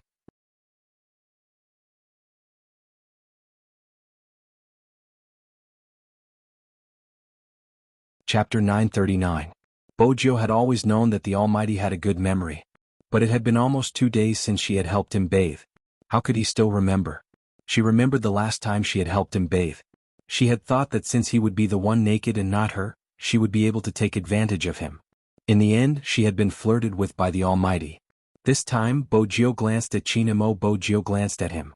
She had to find a safe place to wash the Almighty. Madame Jianghu was the only one in the Qin family. When she saw Bojio behind Qin Mo, she broke into a smile. This was completely different from Princess's reaction. Princess had been walking in front of Bojio intentionally to provoke her. Thinking about it, a fat cat with a big face moving gracefully, that scene was also very amusing. Madame didn't know that young Master Jio would be coming. Otherwise she wouldn't have gone shopping. But she is meeting Madame He. Madame Jianghu looked at Bojio with a bright smile. The two of them want to buy some merchandise and dress up as Supreme Alliance fans. They will be watching your competition with young Master. Bojio smiled. Her Madame He and Movie Queen and were developing rapidly. That was good. Movie Queen and could bring Madame He around and make more friends. Even if she wasn't in Jianghu City, she wouldn't be lonely. Madame Jianghu was still at the side. She hadn't expected her young master to bring them over, so she had made meat dumplings in advance. Bojio smiled. Madame Jianghu, are you planning to make dumplings? That's good, I've been craving dumplings. Her words helped Madame Jianghu out of her predicament. As long as you want it, I'll make it now. All right. Bojio pulled Princess over, intending to sit down and wait for the delicacy. At the same time, she could get some information from the Almighty. Qin Mo had already taken off his trench coat. His white shirt had a different feel to it. His collar was loosened, and his black hair wasn't as neat as when he was outside. It was a little messy, but it made his face look even more distinct. He walked over and held her wrist, his expression elegant. Aren't you going to make dumplings yourself if you want to eat? Make dumplings? Did the Almighty think she was an all-rounder? Other than instant noodles, she didn't know anything else. She could cook steak, but that was all. Make dumplings? I don't know, Bojio replied seriously. I'm a terrible cook. Qin Mo gave her a look that seemed to say, what do you know? His aloofness made people feel a little unconvinced. She still knew how to play games. Bojio's left cheek puffed up, but she didn't reply. Qin Mo looked at her and smiled. He walked to the table, his voice calm. I'll wrap one, you wrap the other. Follow my instructions. Bojio arched a brow. The Almighty even knew how to make dumplings? Such complicated cooking skills? Honestly, Bojio was slightly surprised. She knew that the Almighty could cook, but dumplings? In her heart, dumplings were a dish that required a lot of steps. Only an elite chef could make them. He had to admit that the hands of a gamer weren't that bad. Slender, fair, and well-defined. The Almighty's hands were especially good in this aspect. Even though one of his fingers was wrapped in bandages, it didn't affect the delicacy of the dumplings he made. Bojio followed the Almighty's steps. She would take the wrapper and she would take the wrapper. When the Almighty placed the meat in the dough, she would do the same. She needed the meat at the right time and was very serious. It could be said that she had never been so focused before. But the dumplings she made didn't look like dumplings. They were flat and the stomach was huge. They were ugly beyond belief. Bojio looked at them for a long time. Chinemo thought that she would be able to figure something out. It's really ugly. Chinemo lifted his head, his voice calm. Stupid. Bojio wasn't sure if the Almighty was commenting on her dumplings or her. She saw his expression. It was just like when they were young, extremely cold. Back then, he had the same expression when he taught her how to play the piano and write Chinese characters. But the next second, before she could react, the Almighty had already rolled up his sleeves, allowing her to stand in front of him. Then he emptied his right hand from behind his back and picked up the wrapper. His slightly cold breath landed on the back of her ears. Take the wrapper. Bojio reacted quickly. After taking the wrapper, she realized that their posture wasn't right. Chinemo maintained his expression. He held onto her hand with one hand, dipping it into the flour at the side. That kind of posture was really very ambiguous. It wasn't just ambiguous. Those who didn't know better would think that they were a newlywed couple. Bojio watched as Madame Jiang kept glancing at them. She wanted to avoid such intimacy. But at this moment, the Almighty spoke. There's nothing wrong with the medicine in your hand, but the medicine in the video isn't this. Bojio immediately grasped the crux of the problem. Did someone change her medication? Smart. Chinemo seemed to be looking at her hand, his brows slightly furrowed. Raise your hand, the dumplings will be exposed. Bojio regained her original hand speed. There wasn't any change. But at this moment, Bojio's attention wasn't on it. Instead, she was on the case. Which means the medicine in the video was taken by the murderer. But logically speaking, the deceased must have drunk the medicine in the video. That's why she fell into a deep sleep. Besides, the cause of death was found. There was too much sleeping powder in the medicine, but the medicine was changed after her death. There isn't much that doesn't make sense. Chinemo lowered his body, starting to teach her how to knead. Because the medicine was changed twice. Bojio arched a brow. Chinemo continued, the deceased has been suffering from a bad cold due to lack of sleep. Coupled with the depression, she hasn't recovered yet. Under normal circumstances, it would be a cough and pharyngitis. She has been taking medicine every day. Actually, it isn't strange that she took the medicine that day, but she didn't know that the medicine she drank wasn't anti-inflammatory and cough medicine, it was sleeping pills. Bojio's thoughts were always clear. You mean an acquaintance committed the crime? Because only acquaintances would know her daily routine so well, right? But she didn't have any acquaintances around her. Initially, I thought it was an acquaintance because only an acquaintance would know when she went out and could create the illusion of stalking her, making her feel uneasy. Chinmo's gaze deepened.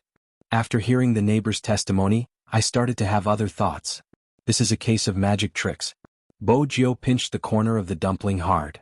A case of magic tricks? What do you mean? Have you seen Thieves? Chinemo furrowed his brows again. His elegant face was filled with a strong sense of abstinence because of this action.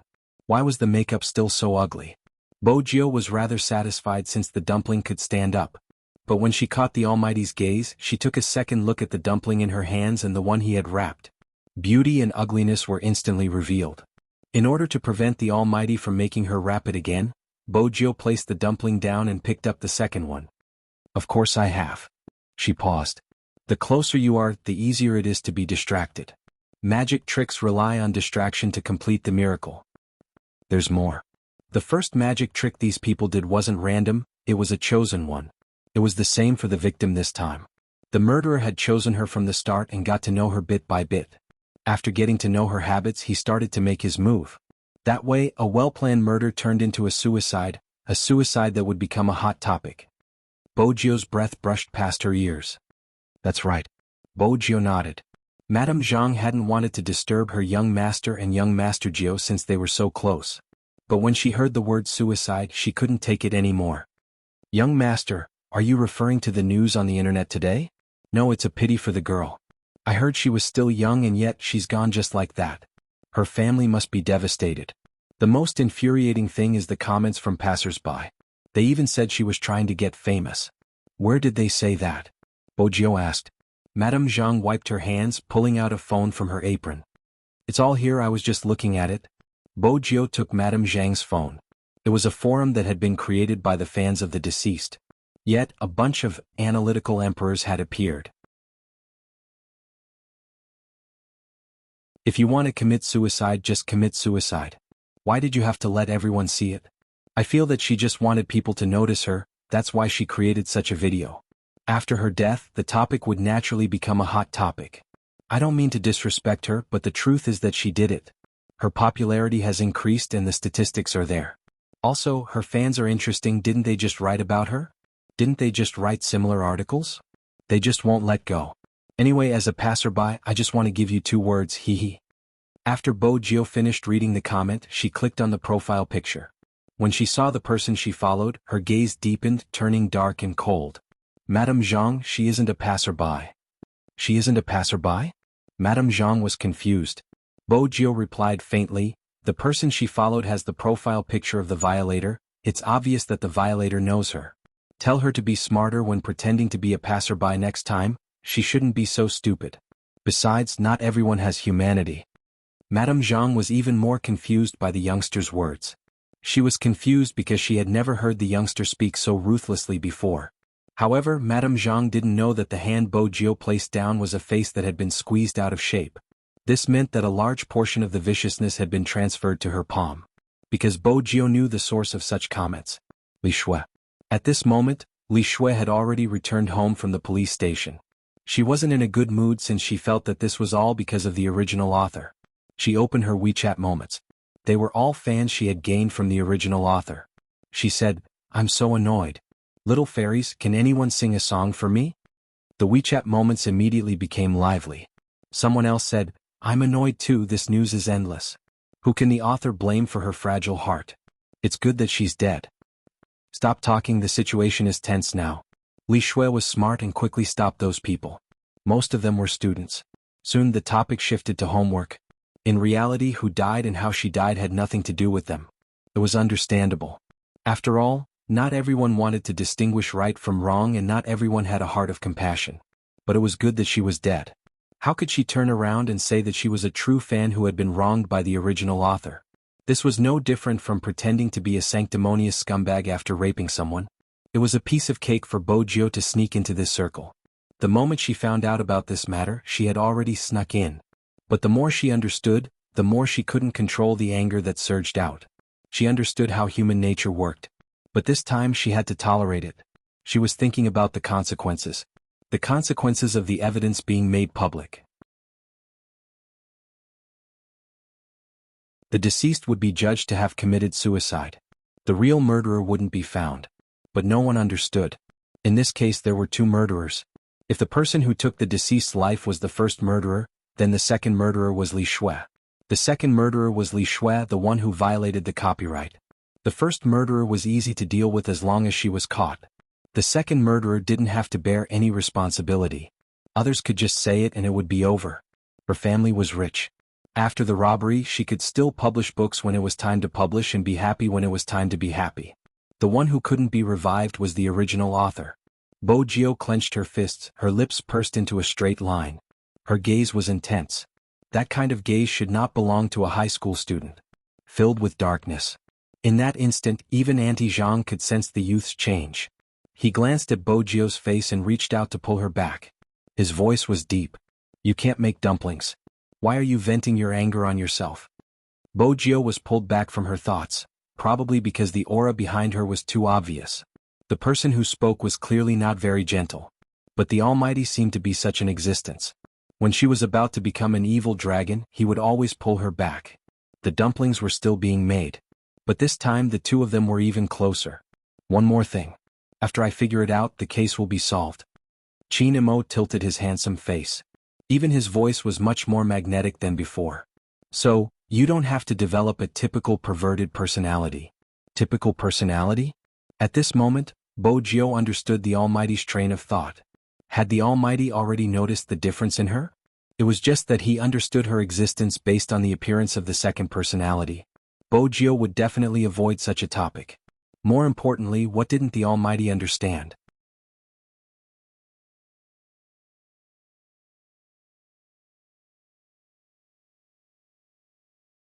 Chapter 940. Perhaps there isn't anyone here. Bo Jio's gaze changed. She walked out of his embrace, her face filled with energy. Her expression was completely different. "Brother Imo, where is your notebook?" Qin Imo watched as the youngster walked up. It was obvious that she would be able to find it even if he didn't ask. Qin Mo's mood lightened up. After all, it meant that she was familiar with his place. According to her habits, she would only be familiar with things that made her feel at ease. Bojio was indeed familiar with it since she had climbed over walls before. Princess kept following behind Bojio. In Princess's heart, this odd-looking youngster liked his master's things a lot. His master was even weirder. After this youngster touched his master's things, he didn't seem angry at all. Instead, he seemed rather happy. Unlike him, every time he stretched out his claws to touch his master's teacup, a cold glare from his master would pierce through him. Was this the difference between being a cat and a human? Princess was indignant. He started to bite the youngster's pants. "If you are so capable, turn into a cat too. Let's fight." This time Bojio ignored him. Usually she would have used force to suppress him. She dragged the cat into the bedroom and opened the laptop on the study table. She turned it on, entered the password and entered the computer page. At this moment Qin Imo walked over. He reached out and pinched Princess, throwing him onto the sofa at the side with a cold expression. After a meow, Princess calmed down immediately. Even though his master was usually gentle to him, he would still be anxious when he went missing. But when it came to disciplining him, his master's methods were even more tragic than that youngster's. From now on he would just be a quiet cat. The crisp sound of the keyboard was like a rhythmic beat. Bojio's fingers were fast. Since she knew the password, it was easier for her to operate. Qin Imo watched as the chat boxes kept popping up on the screen. He arched a brow. There was an image on the screen. It was an image of an internet cafe. He could clearly see someone sitting there eating instant noodles. He didn't forget to use one hand to type. He was a typical internet addict. It could be said that the man's every move was recorded. He didn't even notice that the camera of the computer he was operating had been switched on. He was still shouting at the other person. "I'm asking you, are you convinced? If not, let Daddy beat you up again." Did he have the same hobby as a certain someone, asking others to call him Daddy? Or were all high school students like this? However, when a certain someone asked others to call him Daddy, his white canine teeth would be revealed, and he would have an evil smile. It really did feel a little like that. Qin Imo arched a brow. It was rather interesting.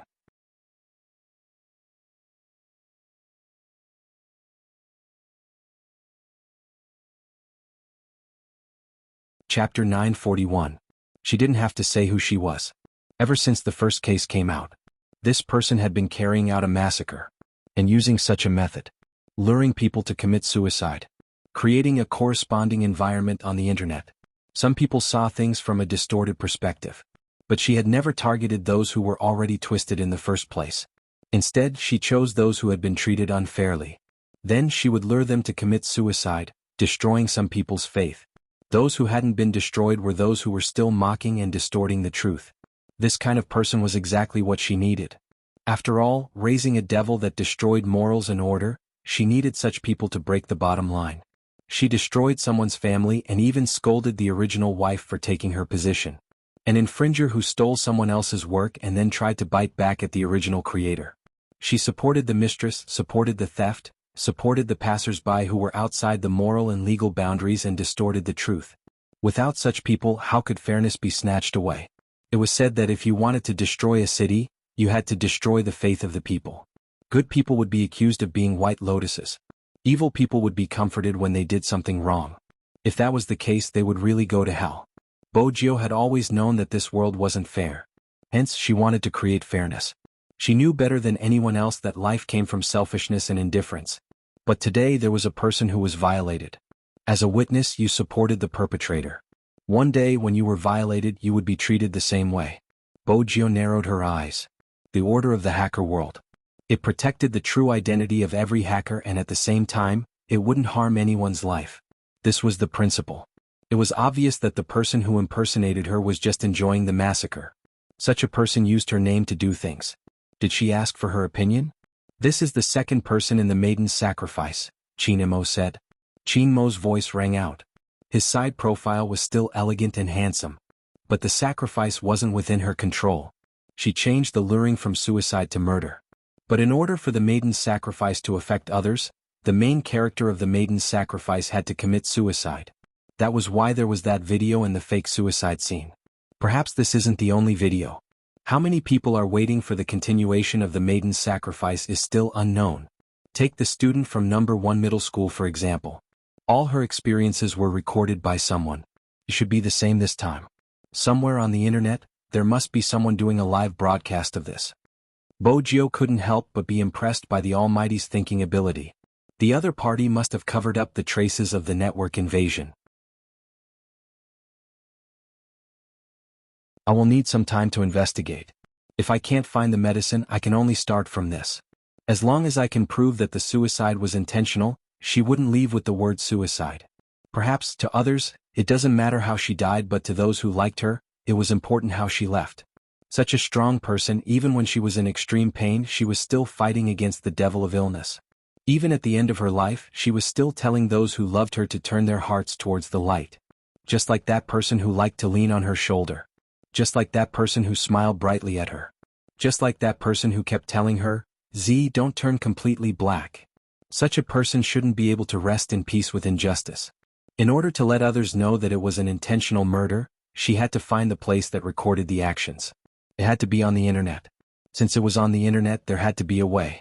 Bojio didn't pause, starting to search the internet again. Because the Almighty was beside her, it wasn't convenient to contact Hoshino. Hence, she didn't enter the hacker's internal forum to obtain information. Instead, she used the huge number of IP addresses to search for all the possible keywords. This time, her attack was different from the previous ones. Ferociously and swiftly, she broke through all the related forums, Tieba, QQ groups, as well as some small-scale websites. It was all for the sake of locating them. It took a long time. Especially when everyone was discussing the writer's suicide due to the pressure, it was even harder to find the location of the maiden's sacrifice. Chinamo stood beside Bojio, watching as the youngster's fingers moved down, moving the mouse continuously. He knew she was looking for something. But the way she was looking for something was too domineering. If such a person didn't have any principles, regardless of which country it would be unimaginable. But Chinamo knew very well that this person whom he loved more and more, was domineering but never took the initiative to hurt others. Time passed quickly. Princess couldn't understand how his master could stand by the side and look at that youngster for more than an hour. Was that youngster as domineering and handsome as him? If he wanted to look, he should be looking at him. Chinamo took the time to glance at Princess. Because of the naughtiness of cats, they would always bite on anything that looked like a thread. Princess was no exception. Chinamo stood up, carried Princess and placed him outside the door. His actions were gentle, but the princess finally figured out something. Her master must have wanted to marry that boy with a strange aura to be her second master.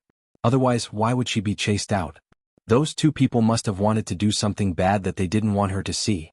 Meow meow. Just as Princess lowered his big cat head and paced around with a solemn expression, Madame Zhang came up. Auntie Zhang came up and said, "Why did the princess come out?" Meow. "Someone is up to no good with his master, hurry and save him." Madame Zhang walked past him and knocked on the door. To her surprise, it was her young master who opened the door. Usually, whenever young Master Jiu was around, young Master Jiu would be the one opening the door. "Young master, the dumplings are ready, let's go down and eat." Chinamo replied calmly, "It's fine, I'll go down." "Eat in the bedroom?" Madame Zhang was shocked, this wasn't her young master's style. Chinamo replied, heading downstairs. There were many dumplings. Someone's dumplings were especially obvious after they came out of the pot. Chinamo glanced at the exquisite round plate at the side, all of the dumplings that looked slightly ugly. Madame Zhang couldn't help but laugh when she saw this. Who would have thought that young master would one day choose such dumplings? It seemed like it didn't matter if the dumplings were exquisite or not, the important thing was who made them. When Chinamo entered the room with 2 plates of dumplings, the silver-haired youngster's hands were still moving, faster than before. Many internet cafes were affected on the same day. They said that there was a problem with the operating system, which kept jumping randomly. Since there wasn't anything serious, no one paid attention to it. They just thought that there was something wrong with the computer. In reality, all of this happened because the youngster was searching for something. Wuxia was sitting in the internet cafes collecting money when he frowned. When he saw the abnormality in his internet cafes, he instinctively looked towards the silver-haired youngster's usual seat. He wasn't here? Why was this happening? Wuxia had a cigarette in his mouth, kicking the chair and asking the person on duty, Spade didn't come today, right? No. The young man who looked like a university student widened his eyes. Does Peking University mean that Big Spade is coming today? My idol is coming. Wuxia was getting old, he couldn't take the shaking. No, I was just asking. Then he found an excuse, left the internet cafes and lit another cigarette. The internet was still unstable? Did something happen? Wuxia wasn't stupid, but he was getting old. Some things were better left to him. Every time the little captain came to his internet cafes, there would be some abnormalities. Unless it was a hacker who could do this. Wuxia took a puff of his cigarette, watching the smoke ring disappear. Then he saw the huge screen hanging in the shopping mall in the distance. The content of the report made his eyes darken. Was it because of this case? And, Uncle, what are you looking at? Feng Shang, who had been reporting on time the next day, followed Wuxia's gaze. Shui Yaoyao was standing behind him, her gaze landing on the screen as well. It's her. You know her? Wuxia arched a brow. She also graduated from number 1 middle school, she wasn't that old. I remember when she returned to school, when no one spoke up for His Highness Jiao, she even spoke up for him. She said that one's sexual orientation was free, and they should give some space as long as His Highness Jiao didn't hurt anyone. I was only in year 1 then and I wasn't familiar with His Highness Jiao. In fact, no one was familiar with His Highness Jiao. Many people were surprised that she would speak up for His Highness Jiao. After all, she was quite successful, a senior who was invited back by the school director to give a speech. Wuxia seemed to be deep in thought. He put out the cigarette and threw it into the bin. Little Captain, do you remember this person helping him? That's hard to say. Shui Yaoyao recalled. At that time, His Highness Jiao had already run away. He wouldn't have thought that someone would speak up for him. I remember because it was on the stage. Feng Shang's reaction was always a beat slower. Now that he understood what they were talking about, he didn't have the chance to interrupt. At this moment, in the bedroom on the 2nd floor of the Qin family's house. After the youngster finished watching a video from that year, she paused for 10 seconds. Bo Jiao hadn't expected to find a video of a speech from a year ago. In the video, she clearly saw how a stranger had managed to preserve a trace of her dignity in the past. And that stranger wasn't anyone else, it was the deceased. Bo Jiao's throat moved. She knew the situation the original owner of her body had been in back then. Not many people had been willing to help her. Stepping forward in such a situation would undoubtedly put some people in a difficult position. But that person had still stepped forward. Bo Jiao's fingers paused. She saved the video. The next moment, her fingers moved even faster. This time, she moved her fingers, taking out the golden electronic cigarette lighter. She pushed it upwards, turning it into a USB drive. She plugged it into her laptop and used the password Z, activating her privileges as the young lord of the hacker world.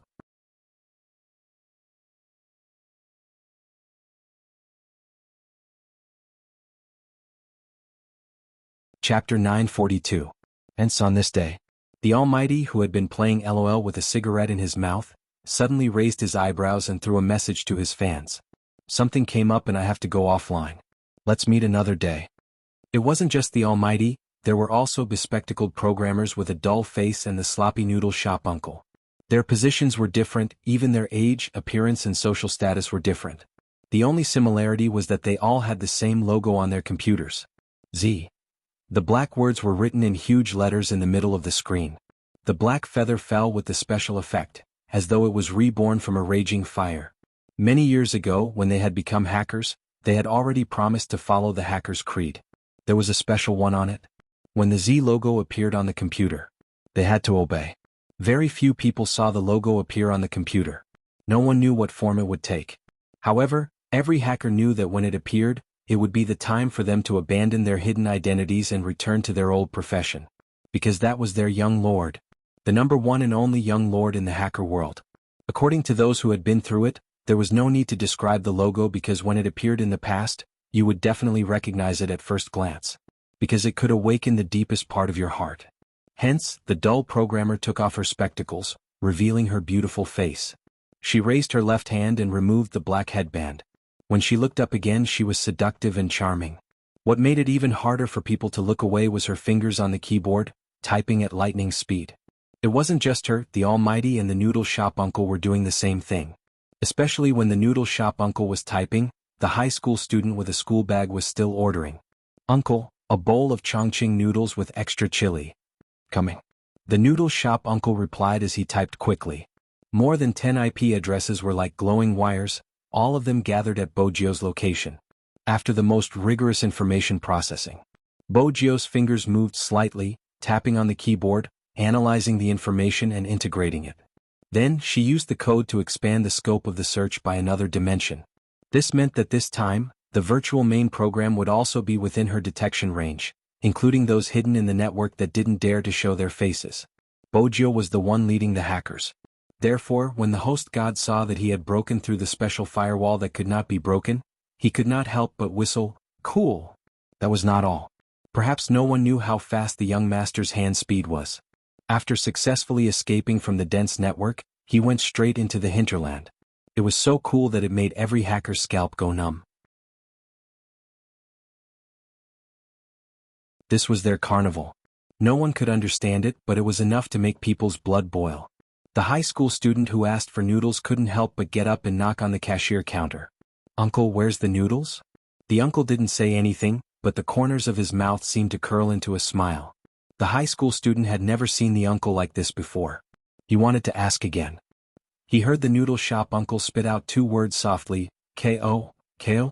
The high school student frowned.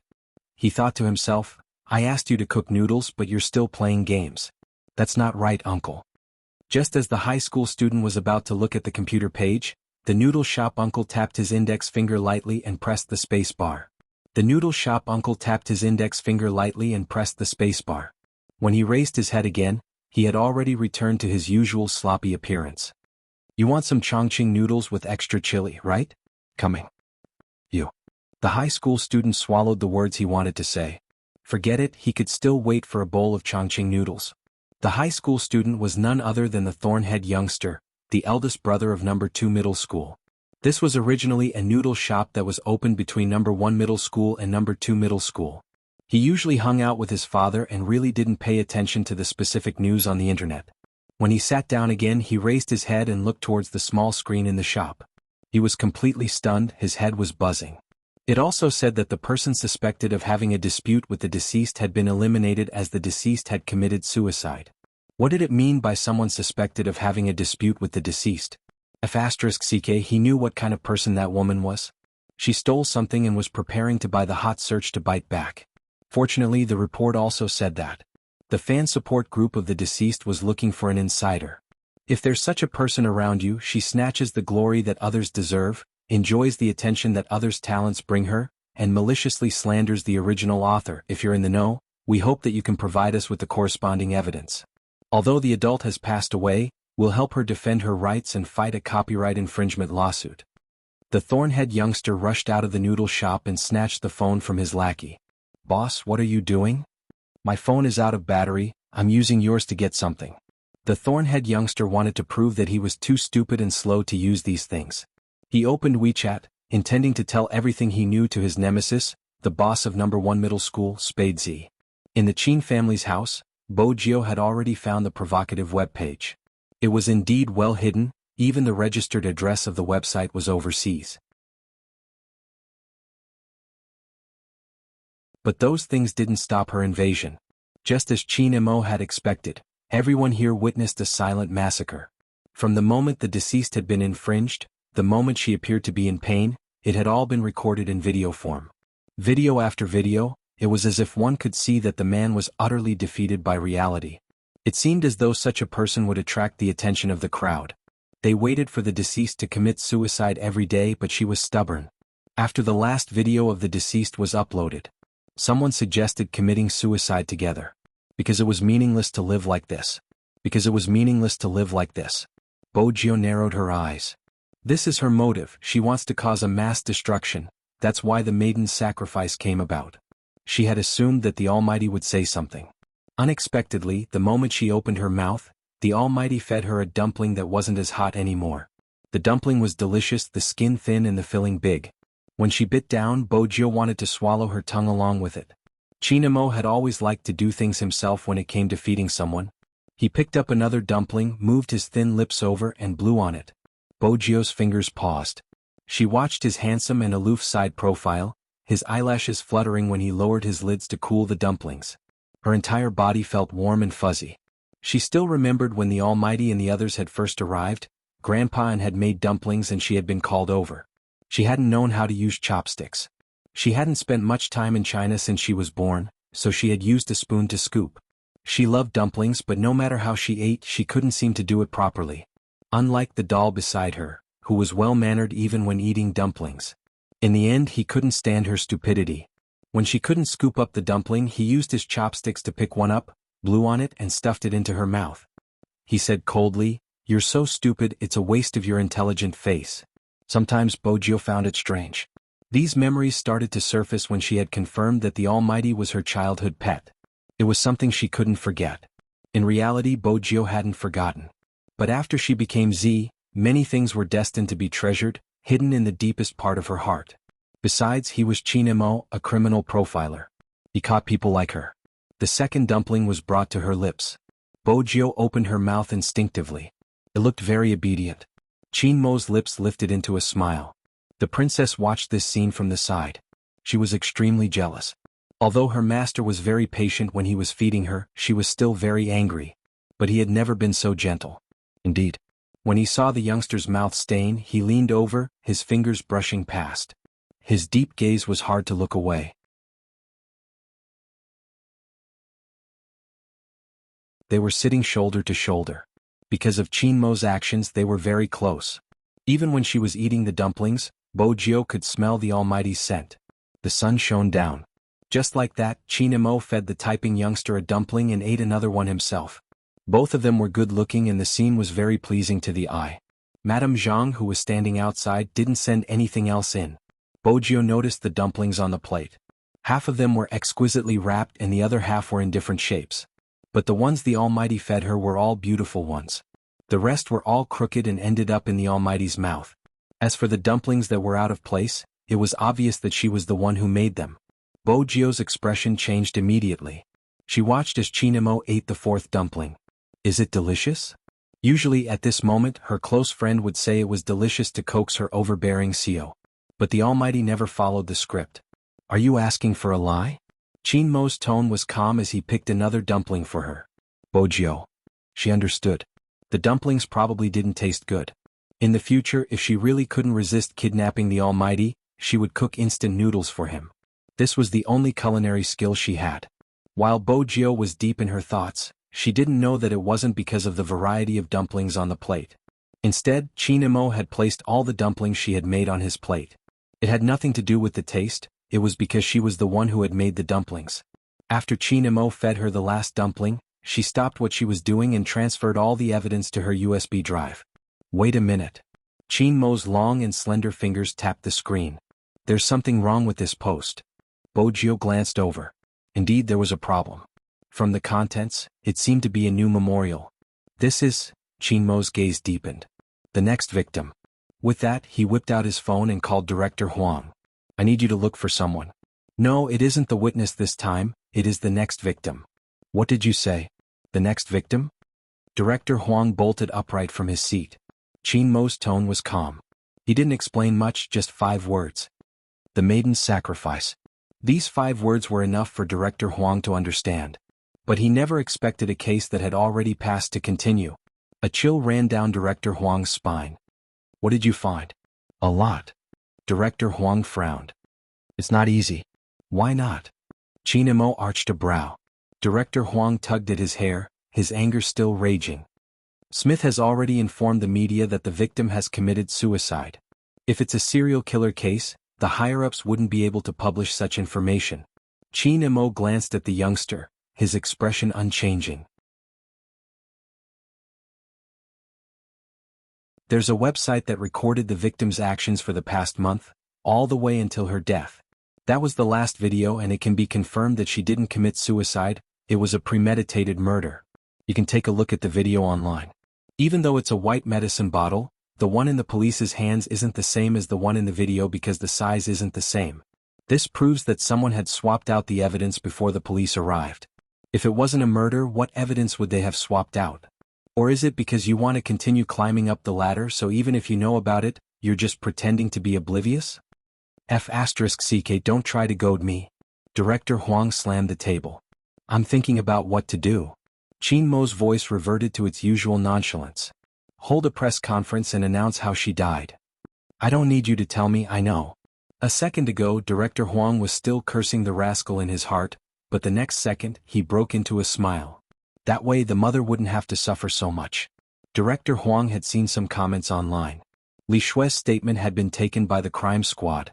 When he heard Li Shue say, "This has nothing to do with her, she committed suicide because she couldn't take it," Director Huang finally understood why the mother had cried. The scary thing wasn't the internet, it was the humanity that had been destroyed in real life. Even when she saw the victim's mother, Li Shue still had a look on her face. Isn't it just an apology? I'll apologize. Your daughter is dead, go cry for your daughter. What's the point of crying here? He couldn't forget the mother's gaze, the way she had looked at Li Shue, her eyes filled with hatred and despair. But there was nothing he could do. He looked at the mother, his fingers trembling as he asked, "Is there no other way? My daughter really wouldn't commit suicide, is that how everyone thinks of her? What about the person just now? He didn't receive any punishment?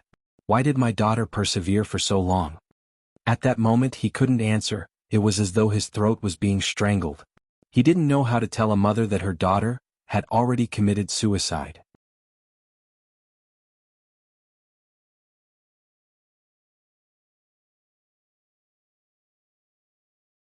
Chapter 943.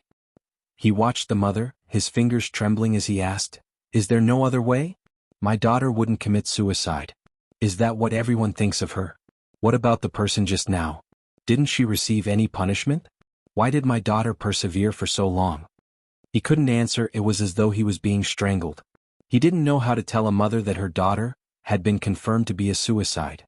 But now he could speak. He could live up to his clothes and tell the mother, "There's another way. We won't allow a murderer to get away scot-free." At the Qin family's house, Bo Jiao had already stood up from her computer. She had enough evidence to clear the name of the victim. She knew that once the system confirmed it as a suicide, it would be difficult to overturn it. She was considering if she should use her identity to do something. However, when she stood up, the person next to her had already grabbed her wrist and stepped forward before she did. Bo Jiao thought that this was the difference between this person and everyone else. For a moment, she felt that even people from different camps had the same bottom line. The heat of the matter didn't decrease. This was what the girl living in the apartment was happy to see. But it was more troublesome to deal with other matters. As the murderer, she had noticed the problem with the medicine bottle earlier than Qin Mo. She glanced up at the tall and slender man who hadn't left the apartment the entire day. She pulled open the drawer and took out a bank card. "Hide abroad for a few days. I'll inform you once things have settled down." The tall and slender man was confused. "Why are you asking me to leave so suddenly? Isn't everything going according to our plan? Don't worry, those people wouldn't have expected her to be murdered. It's safer to leave." The girl narrowed her eyes. "We were too late, this person is too difficult to deal with. We have been waiting for news from the court, believing that she would be able to seek redress. Our beliefs weren't affected at all. It was my miscalculation, I assumed that she would be led by me soon. Even though the outcome isn't bad, it brought us huge trouble." What trouble could there be? The tall and slender man wasn't bothered. "There aren't any surveillance cameras in the building. Even if there were, they wouldn't suspect me. All right, let's end this discussion here." The girl tapped her fingers on the keyboard. "I've already bought a plane ticket for you tomorrow. You don't have to worry about the trouble since the only evidence is in our hands. Even if someone suspects you, they don't have any evidence. There are some mistakes in the video itself. What I'm worried about is Qin Mo seeing something from it. Didn't the higher-ups already inform us that Qin Mo wasn't involved in the entire case?" The tall and slender man's eyebrows twitched. "If he doesn't come into contact with the case, there won't be any clues. By the time he comes into contact with the case, our goal will have already been accomplished. What is there to worry about?" The tall and slender man hadn't expected Qin Mo to take action when he said that. Not only that, they didn't know that the real Z was with Qin Mo. In front of the police station. On this day there were too many people coming and going. There was a group of about 7 or 8 people who were dressed the same. From Bo Jiao's angle, she couldn't see their faces clearly. However, he could understand what they were doing at the police station. Because one of them was holding a very simple sign. There were only 2 words on the sign. It was the pseudonym of the victim. They had come to the police station to find more people who knew the truth and were willing to speak up. The passers-by didn't understand why they were doing this. In fact, no one could understand why a thorny youngster who didn't have good grades and only cared about whose fist was stronger would come here to help. They didn't understand why Shui Yaoyao and Feng Shang, who had received the flyers and helped them distribute them, were here. No one would understand. Uncle Ian was sitting in his cotton car. He had been smoking when he saw the selling spot nearby. He pushed open the car door and got a bottle of mineral water.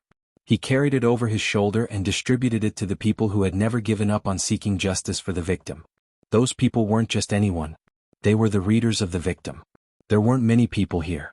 But everyone's eyes were bright and resolute. If one were to ask why these people would stand here of their own accord, it was because they wanted to help the person who couldn't speak anymore. They wanted to clench their teeth and fight for the dream that had been stolen from them. This wasn't a world that should be like this. Those who were truly hurt were suppressed in the dust. Those who had infringed, slandered, and stolen their dreams couldn't even be bothered to apologize. There had to be justice in this world. If there wasn't, they would fight for it. All of them were girls. They were saving money when drinking water because they knew that this was just the beginning. They still had to save money to fight the infringers. Bojio watched the scene, too many emotions surging in her chest. She suppressed them silently. She had a battle to fight with the Almighty. The name of the battle would be Karma Will Prevail. If you don't believe me, look up and see who will be spared by the heavens. The black Hummer didn't stop.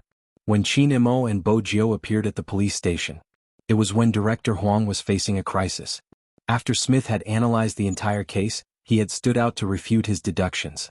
When he looked at the camera, he said something that almost made Smith jump up. The victim didn't commit suicide. It was a homicide. In that instant, the crowd was in an uproar. Smith's expression changed.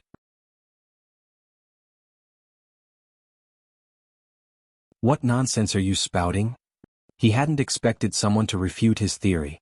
Furthermore, it was during the press conference. Now that the case had attracted so much attention, hadn't he considered the impact of his statement? The media were not jealous. They immediately caught the main point and asked, could it be that the police have found some evidence? Evidence? Director Huang started to break out in cold sweat. He really didn't have any evidence, but this was the last chance to redress the victim's name. He had to grab hold of it.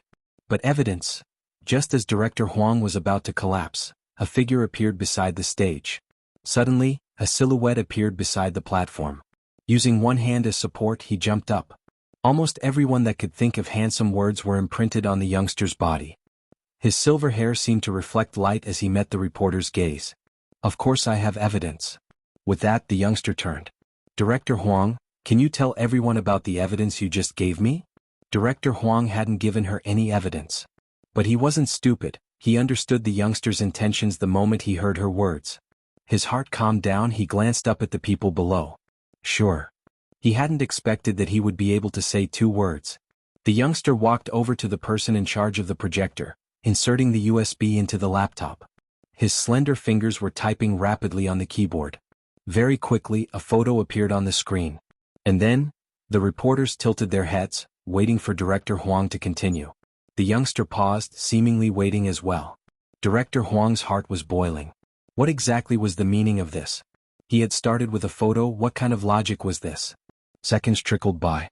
Just as the reporters were frowning and Smith was about to explode, a voice came from the side. A voice came from the side of the crowd. If Director Huang allows it, I can explain on behalf of Director Huang why this is considered evidence. It was Qin Mo. Who knew where he had gotten the police uniform from?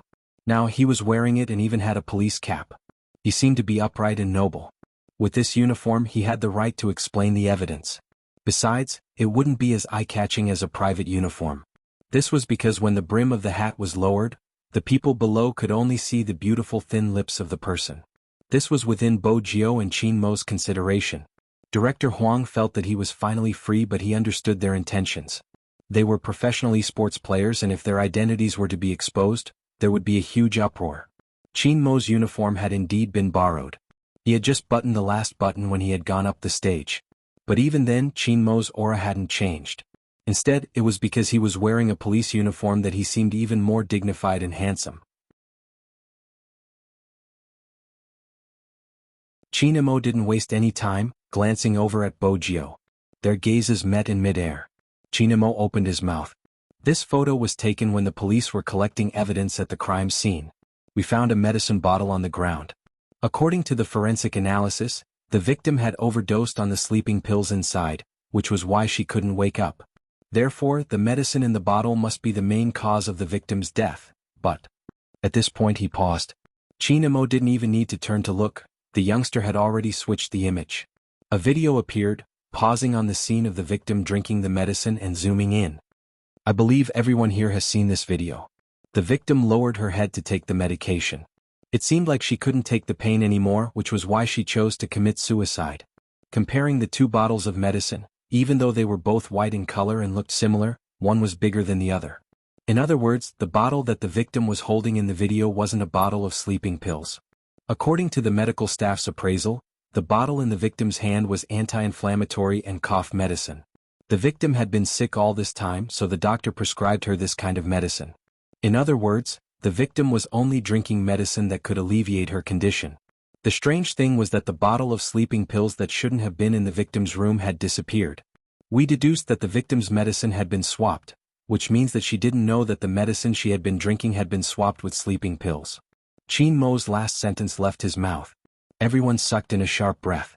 Some of them couldn't help but cover their mouths in shock. Smith stood up. At the end of the day, this is just your reasoning. Without concrete evidence, this kind of subjective reasoning is even more lacking. Who said I don't have evidence? Chinmo's voice had always been calm, but his aura was still intimidating. Smith was from overseas and was about the same size as Chinemo. In his mind, Smith was just a second-rate profiler and he didn't have to be afraid of him. But when the two of them stood together, Smith even had the urge to break into a run. Wasn't Chinmo's presence a little too strong? Bojio took a moment to glance at Smith. She guessed that the expert who claimed to know a lot about criminology and other criminologists were just second-rate profilers and his eyes was going to be slapped in the face by the Almighty. Chinemo glanced at Bojio. Bojio immediately moved her fingers, pulling out all the information they had gathered. The cameraman had already noticed the youngster's typing speed. The moment he saw it, he jumped in fright. He opened multiple video windows at the same time, typing extremely fast. It was so fast that it was dazzling. Almost in a second, one short video after another appeared in front of everyone's eyes. Then came the second, the third, the fourth, the fifth, the sixth, the seventh, the eighth, and the ninth. The same man appeared in every video. He was tall and skinny with a sharp mouth and cheeks like a monkey. He didn't look like a local and his movements were very deliberate. The youngster played the short video and adjusted it to a certain frequency so that Chinemo could explain better. It had to be said that the cooperation between the two of them was really clean and efficient. Chinemo continued. There weren't any surveillance cameras in the corridor of the building that the victim lived in. Hence, we expanded the range and collected all the videos of the places that the victim had been to. That's when we discovered this. This is the person that the victim had been facing these days. Someone had been following her. She had probably noticed it, but every time she turned around, she couldn't find the person. Hence, she would express a certain degree of uneasiness in the video. A woman's sixth sense told her that something was wrong, but at that time, the victim thought it was a thief and even reported the case with her neighbor. The neighbor confirmed that the victim didn't have any mental problems and the stalker did exist. The victim didn't have many members of the opposite sex, but on the day of her death, the same man had entered her house twice. One of the times was when she wasn't home and the neighbor found it strange that the man had walked out of her house without greeting her. Based on the time, he had entered the house twice. The first time was when the victim wasn't home and the second time was after her death. Hence, we deduced that he was the one who changed the victim's dressing.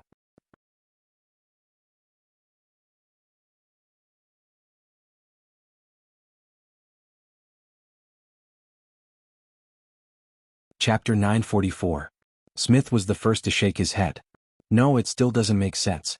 I admit what you said, there is a thief, but the victim's mental disorder might have something to do with the thief who was stalking her. But you can't say that a thief is a murderer. We need evidence. Everyone has seen the video. At the time, the victim was the only one in the room, and the video was taken by the laptop in the victim's room. The reason the video was uploaded was because the murderer set the recording time so that the video would appear on the internet after her death. She wanted people to remember her. If she didn't commit suicide, why would she take such a video? From a psychological point of view, this is a suicide with a purpose. She wanted attention since she had been wronged. That was the only logical thing to do. If it was really a murder, the video wouldn't have appeared. Even if it did, the murderer would have set up a hidden camera in the room. But it was the opposite. The victim was the one who took the video. She was the one who opened the laptop. Other than her, no one else was at the scene. Chin-mo tapped the side of his leg. When he did that, he reminded people of the Star Trek commander, cold, handsome, and full of abstinence. He looked at Smith and seemed to smile. His eyes were cold as he said slowly, "Who said that a laptop can only be used on the spot?" Smith wasn't an ordinary person. He had handled many cases. Even though he hadn't caught Z, he had some knowledge in this area. Hence, when Chin-mo asked this question, his expression changed. "You mean, remote control?" Chin-mo's voice didn't change much. When he said this, the youngster had already changed the page.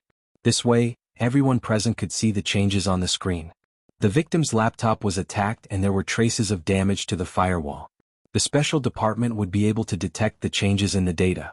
That night, someone hacked into the victim's network and used remote control to secretly turn on the laptop's camera.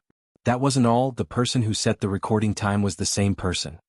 All of a sudden, Smith's mouth seemed to have been gagged. The crowd was in an uproar. A suicide case had turned into a murder case, and in such a manner. Of course, the reporters were uneasy. After all, such a method was unheard of. Stalking, changing medicine, and filming like this. No wonder the victim acted like she was insane. She must have sensed something at the time, but she couldn't be sure. Smith saw that the rhythm had been taken away, but he still felt that it didn't make sense. What about the murderer's motive? According to what you said, an ordinary person wouldn't be able to do such a complicated technique. I can't understand why an organization would spend so much effort on an ordinary person. It's illogical. Mr. Smith seems to have forgotten. Chin-mo spoke slowly. You have a case on your hands. The culprit doesn't care about the status of the other party. Moreover, the similarities between the cases are all carried out online. You should be familiar with the name of the case, the Maiden's Sacrifice. It was a premeditated serial case that had been planned for a long time. When the words Maiden's Sacrifice came out, Kieran was stunned. Smith immediately jumped up. This is impossible. Show him the evidence. Chin-mo lifted his lids.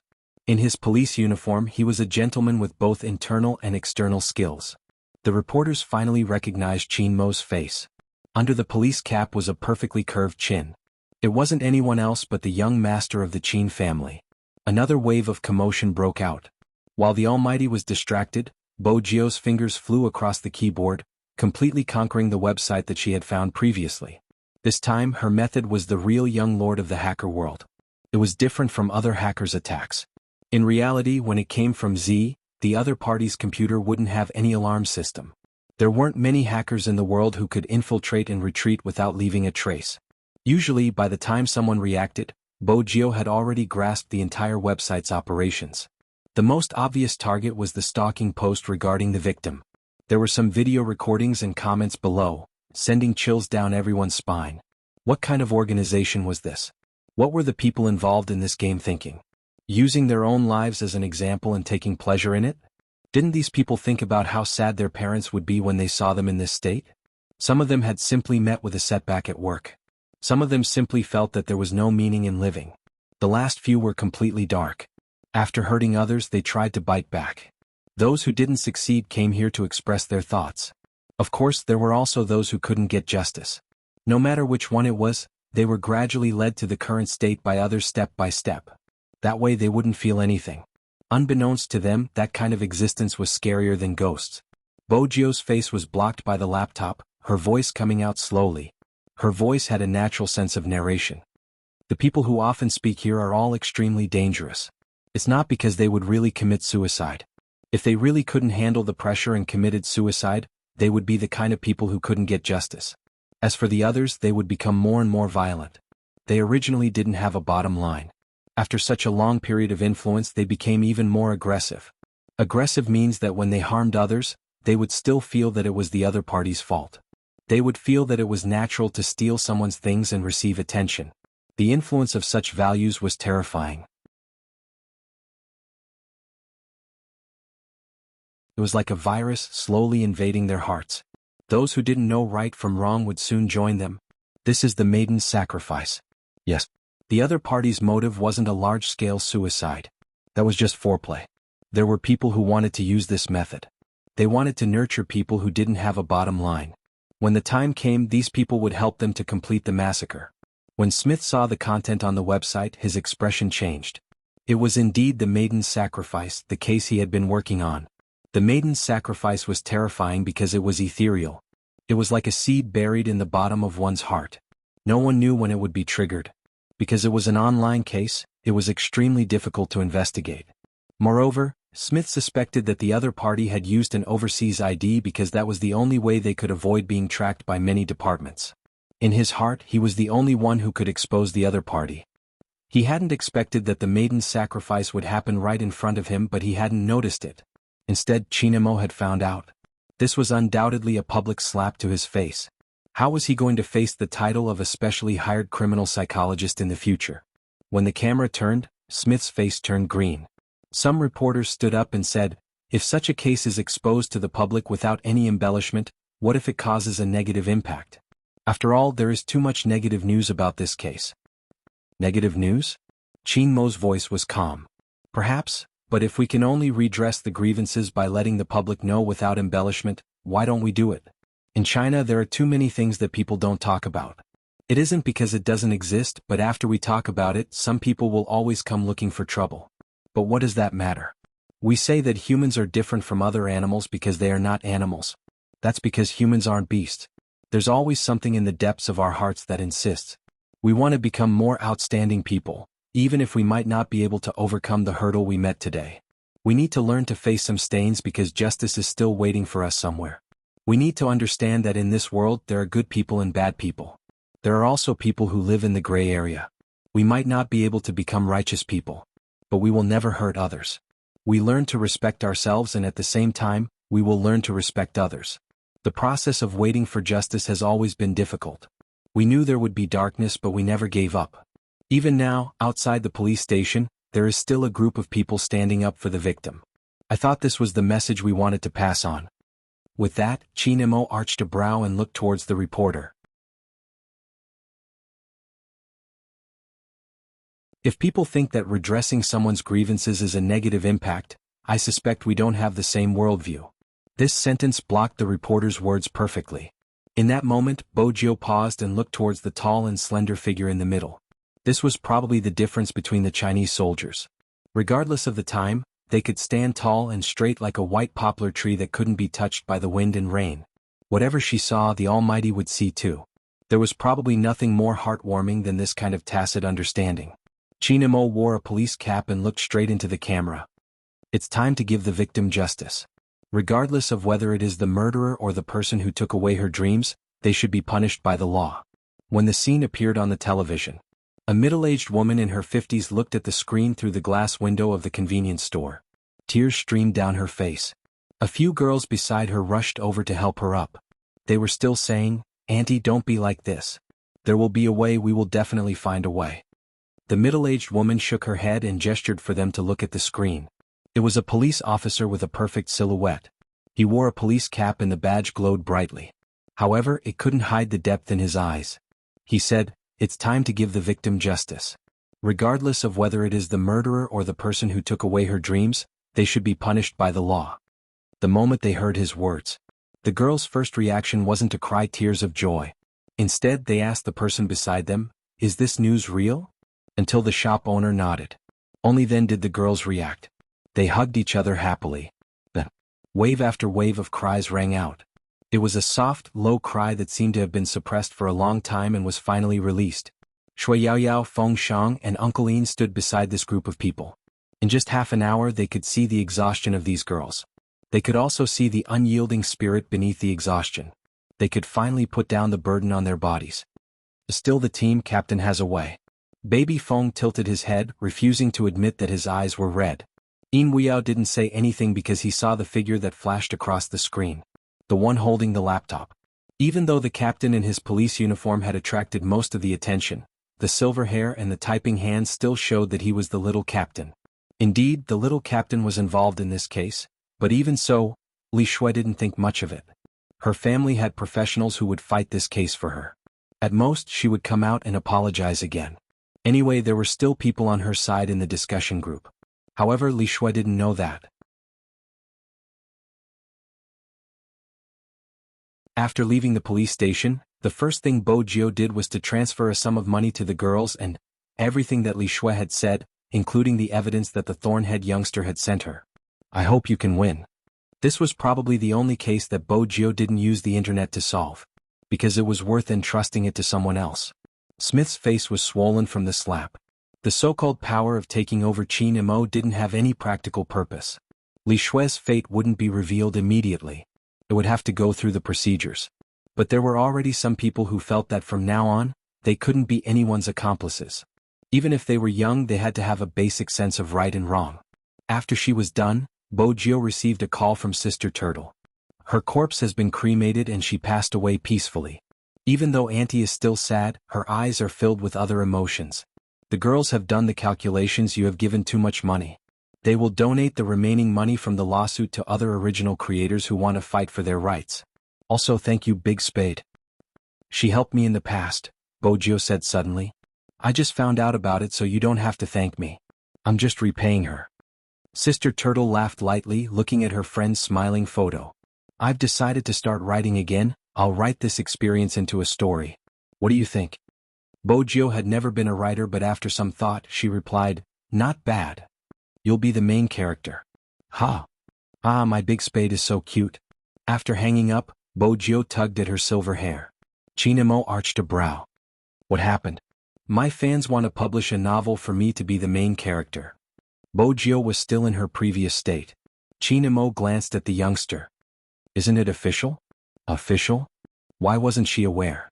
You're tuning in to the Han Li's Wuxia Adventures YouTube channel.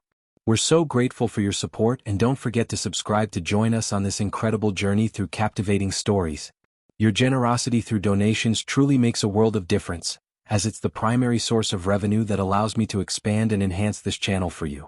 Thank you from the bottom of my heart for being a part of this adventure.